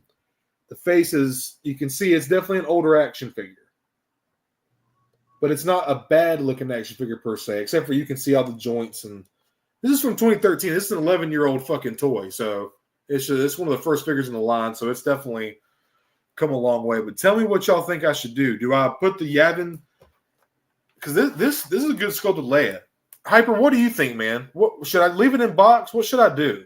Well, that's one of those figures where so I think you ought to leave it in the box. That one you ought to leave. I would customize it. I would customize that figure and use that as your slave Leia, because that is definitely one that's getting harder to find. You know, I own that figure, and I opened up the box, and I even cut the chain. So now there's like I cut the chain down a little bit, so I really messed mine up a little bit. And I'm really regretting it, because obviously it's one of the most valuable figures in the line now. So I have it, but the chain, I snipped like 6 links of the chain off or something like that. So it wasn't a good call. So, you know, as an investment piece, that's almost an investment piece at this point. Yeah. You know? I mean, like I said, it is. You're right, man. It is good investment. It's kind of it's a piece of history for the line if you really want to think about it that way. Oh yeah, yeah. I can't remember. Does it say Slave Leia on it? It does. Yep, it says slave. Yeah. It sure does. So, you know, when Disney came in and changed, you know, everything, they don't want to have a Slave Leia. They don't want it to be called Slave One. They don't want any of that. They have a real aversion to the word slave in any sort of context. And which is sort of drives up the price of anything pre-Disney with slave Leia, you know. So yeah, you know, like I've noticed just anything that says like Boba Fett's Slave One is now, you know, 3 times the price, because nobody wants, you know, if you're an inbox collector, who wants it to say Boba Fett's Starship? Like that just sounds so generic and bad, you know. And Hut Slayer Leia is kind of cool. That's kind of a cool name. It's kind of dope, dude. It is kind of cool, but it's always going to be Slave Leia to me, you know. But you know, I know they're trying to retcon that, and I understand it. But. Yeah, I get the sensitivity there. I get why they're doing it too, but Wasso seems to think that they're going to get rid. This is the thing that's funny about that, you saying that too, Wasso, is Lego actually just redid their Lego version of Hut Slayer Leia. So if Lego something widely known and related even from adults to kids as Lego is getting a redo on Hut Slayer Leia, who knows? I mean, who knows, man? Yeah. I doubt though. I doubt we will see that costume again. I doubt we'll see it. I don't think so, man. Not with the way Disney's acting lately. I don't see it happening. Right. Yeah. Lord Sosa, there is no Black Nubian ship in the Black Series or like Micro Galaxy. I think there's some other brand that has like a die cast, like little metal Nubian ship, but it's not. I don't think it's Lucasfilm licensed. Thank you, Timbo Priest. Timbo thinks I should open it, put it next to Jabba, and save the box. Okay. Oh, Timbo, you contrarian. You're just being a contrarian there, Timbo. Yeah. If I do decide to open up, I will keep the box for sure. Oh yeah. You know what? I'm gonna send you a photo. Maybe I'll do a video, like a short on how to completely fuck up the world's most expensive Star Wars figure. So it'll prevent you from making the same mistake that I did. You know? Wow, so 100% agreement. That figure has definitely gotten pricey. Lord Sosa says that Leia could slay his hut. Hey, right on. Jabba needs her in her slave. Yeah, I agree, Connor. I'm very conflicted on it, man. Are you going to open yours, Brian? Okay. Tell me, are you going to keep the box, dude? because I know Hyper's already got. I think he's got this figure or two of them, but Just one. That just yeah. one. Yeah, I feel like this is a figure that should get a release because I feel like every diehard Star Wars fan deserves to have at least one in their collection. Man, it's just a very Yeah. I mean, dude, it's everybody had a crush on Princess Leia, dude, and then you see her in this and Return of the Jedi. Like, I don't know, everybody deserves to have this figure in the and it is a cool piece of history. If I do decide to open it, I will keep the box. So if I do decide to put her, but you know what's crazy too is she's still fucking sealed, like original factory tape. There's no extra anything underneath the tape. It's totally smooth. So this is like a. Well, let me look at the top real quick. Actually, Wait till Articulated Fingers Peter Parker sees that figure. You're gonna be in trouble over there, man. hey, dude. You never know, man. Peter gets crazy. Hey, you got.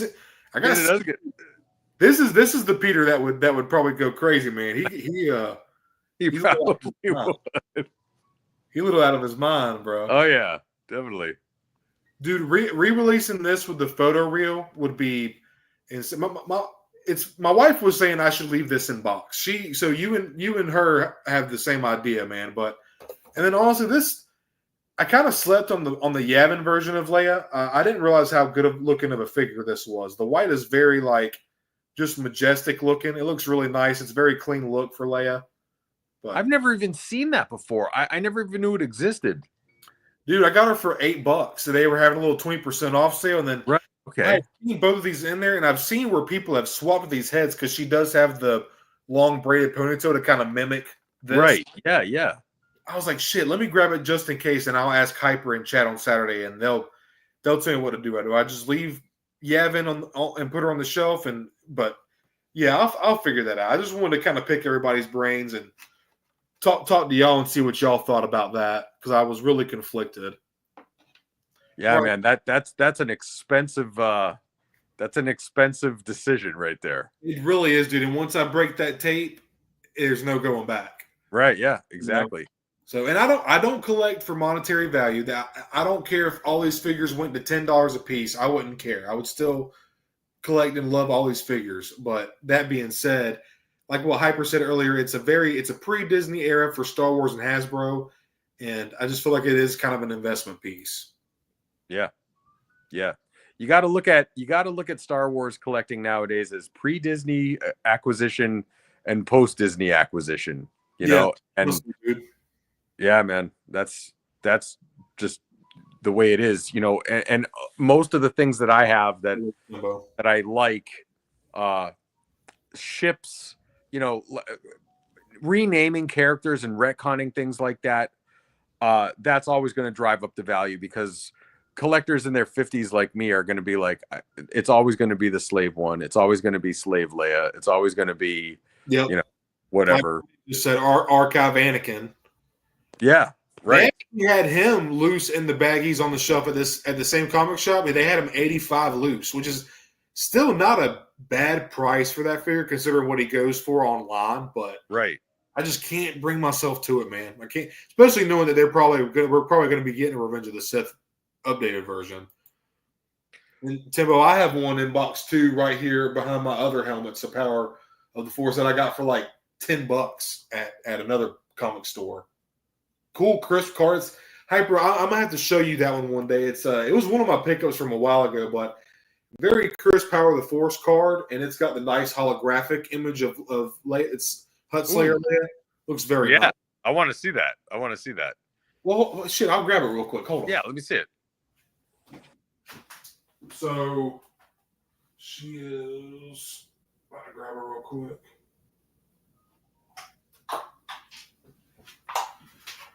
So, got this in my local comic shop. A different one, not LT Toy. There's actually a place called Heroes and Dragons.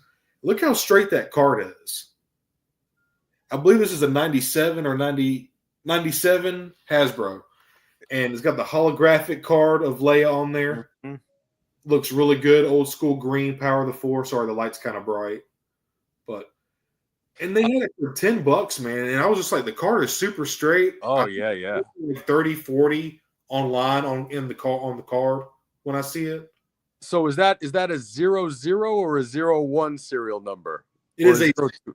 it is a 00, my Power of the Force knowledgeable friend. A 00. Very good, sir. Very good. What Yes. is that? So what does that mean? So it's 00 is right there. Yeah. So 00. So back in the day, some of you guys might remember this.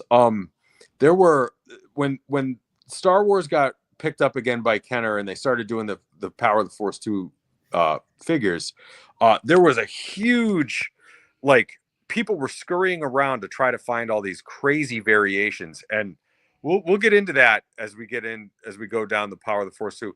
There were, like, Luke Skywalkers were being released with enormous long lightsabers, and then there were short lightsabers, and then there were different colors vests, different color capes, all kinds of crazy variations. And usually the mistakes were made as the first releases, or maybe there was a packaging change, like a movie still image, and then they changed it over to a hologram on the package or something like that. But the very first offerings that made it to the stores would be the 00. They were the first run of those figures. And then, like I said, if there was a packaging change or a hologram or a freeze frame or a running change to the figure, then the serial number would go from 00 to 01. And then sometimes there would even be a 02. So it depends on, what they were doing with the packaging and the figures. But Yeah. it's kind of fun. So, like, you can look at it and you can go, okay, so that's the first version of that figure that was released, the 00. But if there was a 01, like if they did a movie still image, for a brief while they didn't do the holograms, they went back to the movie pictures. Yeah. And that would be like a 01. You know what I mean? So just fun. It's like if you're a nerd's nerd like I am, and you like that type of a thing, it's dude. But no, man, I can't wait for more of your Power of the Force deep dives, dude. I really enjoy them, and like that was a little bit before my time. Obviously, I was born in 95. I was 3 years old at that time, 2 years old. So obviously, I was wasn't collecting, but I do find them fascinating, and it is kind of like it's even the old school 3.75 Kenner and just old retro. That's the OG roots. That's how we got to the toys and figures that we have today. Those are that's like they wrote on the back. That's the roots of the line right there, man. Right. I'm just in my mind, I'm imagining you at 4 years old asking your mom to put that one back because you're looking for the 01 serial number version at the store, like the right one. Right. Exactly. Mom, thank you. I know you had a long day. You had a nice day trip to the beach. Thank you for coming. Tell Curtis, I hope y'all catch the replay. I am going to show off his early Christmas gift to me in just a minute. So thank y'all for hanging out, Mom. Good night. Night, Mama Mando. Oh my God, it's 10:30. Wow. No wonder. Is it 10:30? Holy shit. I'm in town in the painting studio. I'll be home soon. Don't end the show. We'll try to keep it going a little bit longer for you, Doug. We'll try to hang in there a little bit longer so you can come in. So are you going to drop the big reveal now, man? Are you going to drop the big one? Yeah, so because I need to hand it over to you. I know you probably got a couple more things too. So this is something that I actually got from my buddy. Everybody's saying, okay, no, my bad. This is probably I'll just show these off real quick because I did show these off I did a live stream Tuesday and I did a live unboxing. I want to appreciate shout out to all y'all that joined me. I appreciate y'all. It was a really good time just hanging out, shooting the breeze, but I unboxed these live. I got this for $66 on Amazon, and I didn't have a clean white version of the Stormtrooper helmet, so had to snag that. Super stoked. This is one that I was really excited for. This is one of my brother's favorite helmet designs growing up, the Scout Trooper. Got this for $70 on sale at Amazon as well. It fits me, my big-ass fat head, so I was excited about that. Just awesome, iconic design, and it's going to look – I'm going to try to fit this in either in my Return of the Jedi shelf or on my desk or somewhere. I'll figure it out. But now this helmet, I showed those two off already. I'm gonna do a little quick reviews on them eventually. This is a helmet that I am super, super. I was just not expecting this. So Tuesday in chat, one of my good buddies, Curtis, asked me who was my favorite Bad Batcher.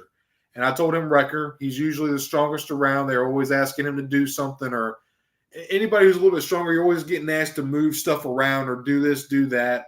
I don't like heights. He doesn't like heights. He's always hungry. I'm always hungry. Wrecker's just my boy.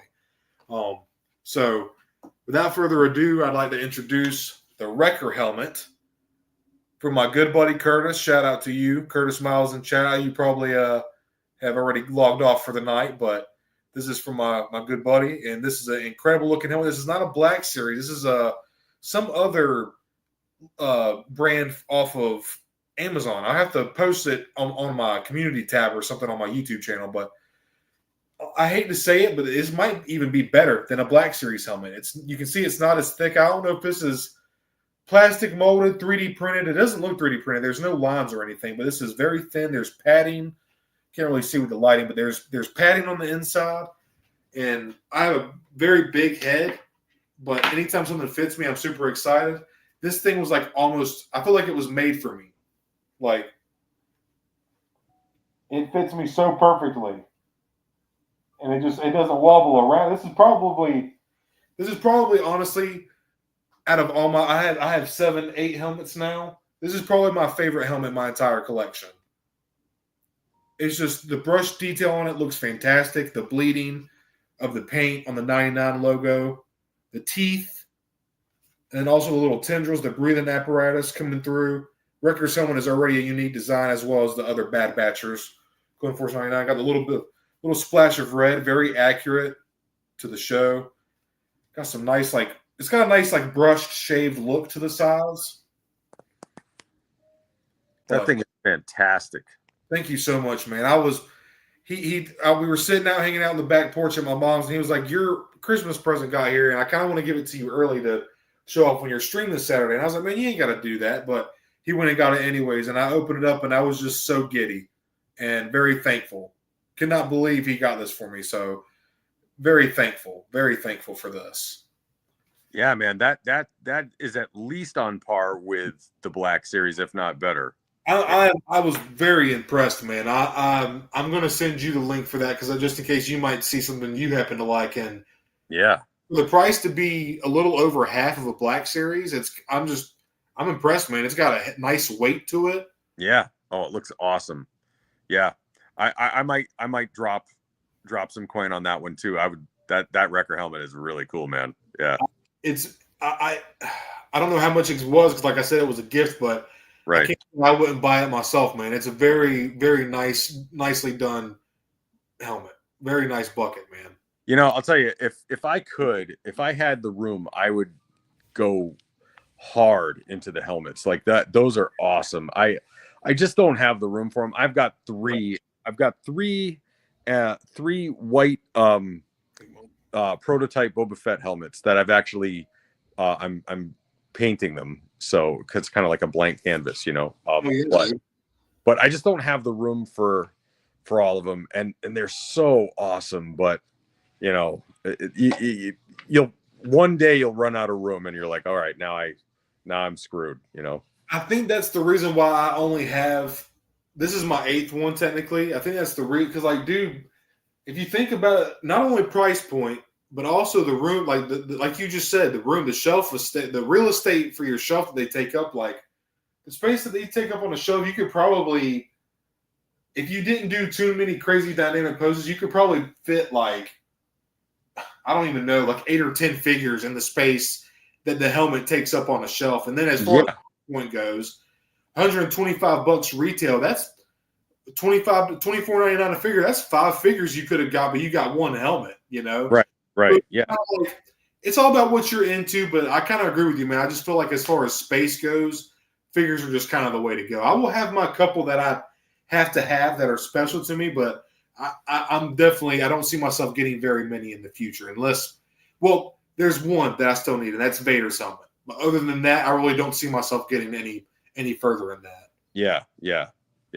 They do, like you say, man. They go quick. It's like when you have the giant Millennium Falcon and the giant AT-AT Walker, and you're like, I love these, and I'm never getting rid of them, but they take up 3 shelves apiece, and so you gotta commit to them, Yeah, man. And then another thing is like displaying them, because some of them have range finders, and you have different dimensions and stuff. I mean, you can make it work. You can pop the visors down. That's how I have some of mine. But it's just something displaying them. And I've seen where people have actually put like the old like motorcycle helmet thing. They look pretty cool. It kind of gives it the floating effect. I kind of like people have gotten creative with it.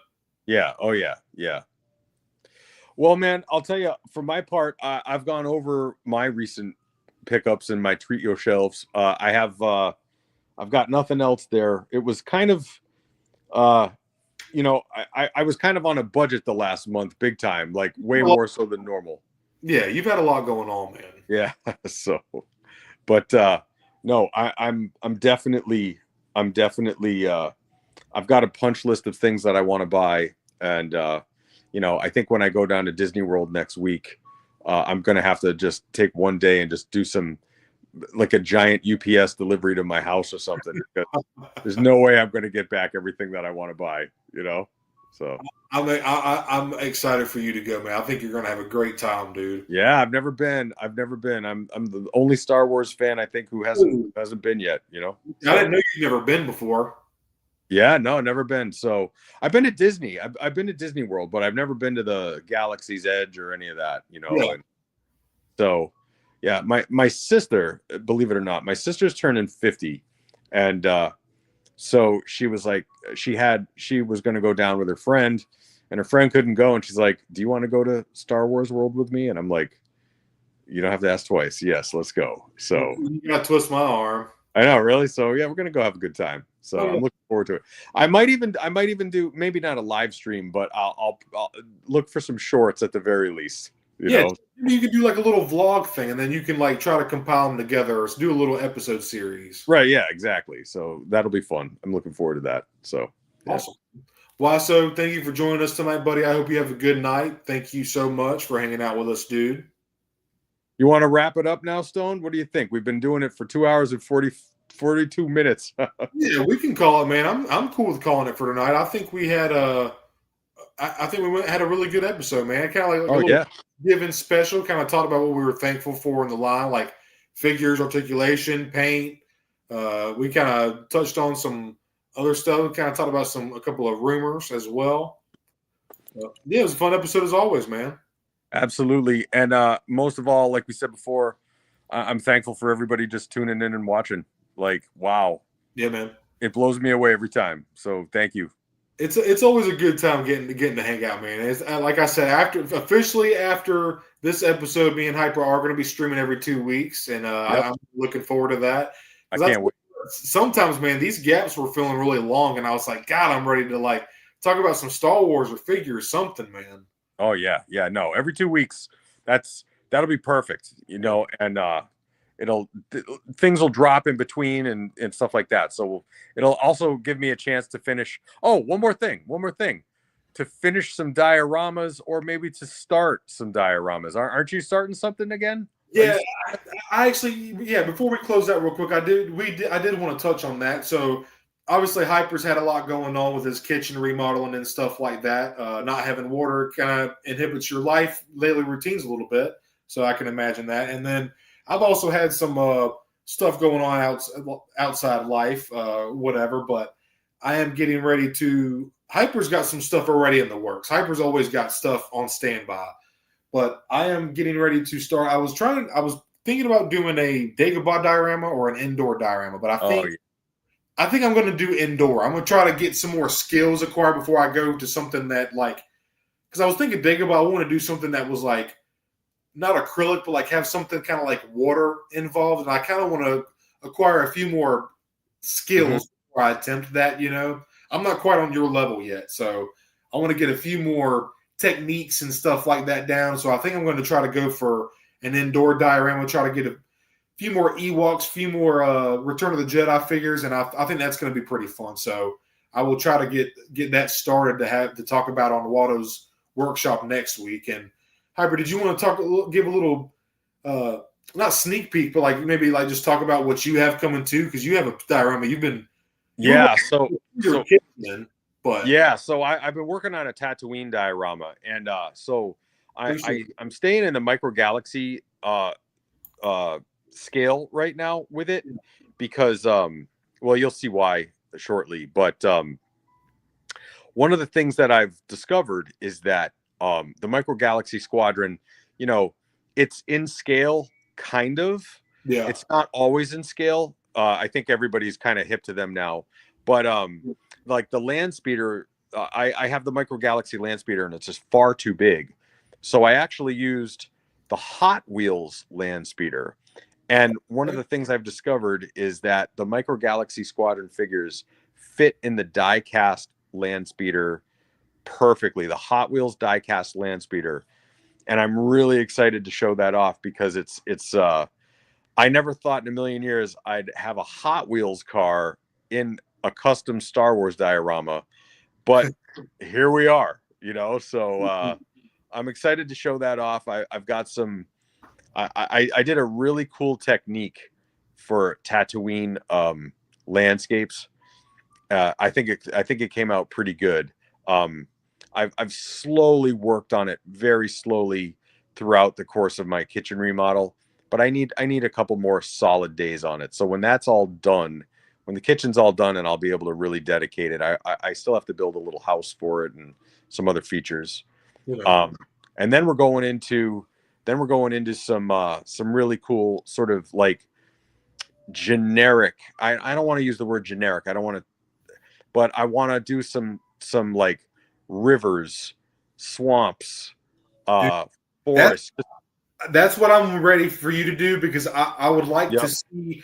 And Hyper, are you planning on doing some tutorials while you're doing the Oh waterfall? yeah. No, I'm gonna tutorial the whole thing. I'm And excited.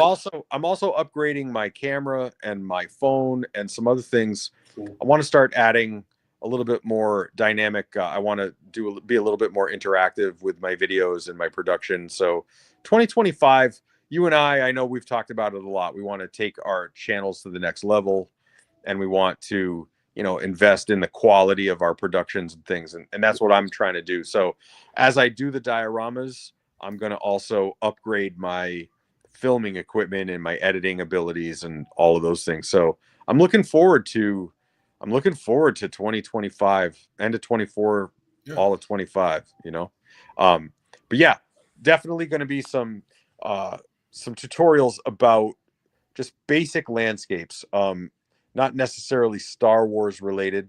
They could be, like a forest could be Endor, you know, and we'll make it like that. But Yeah.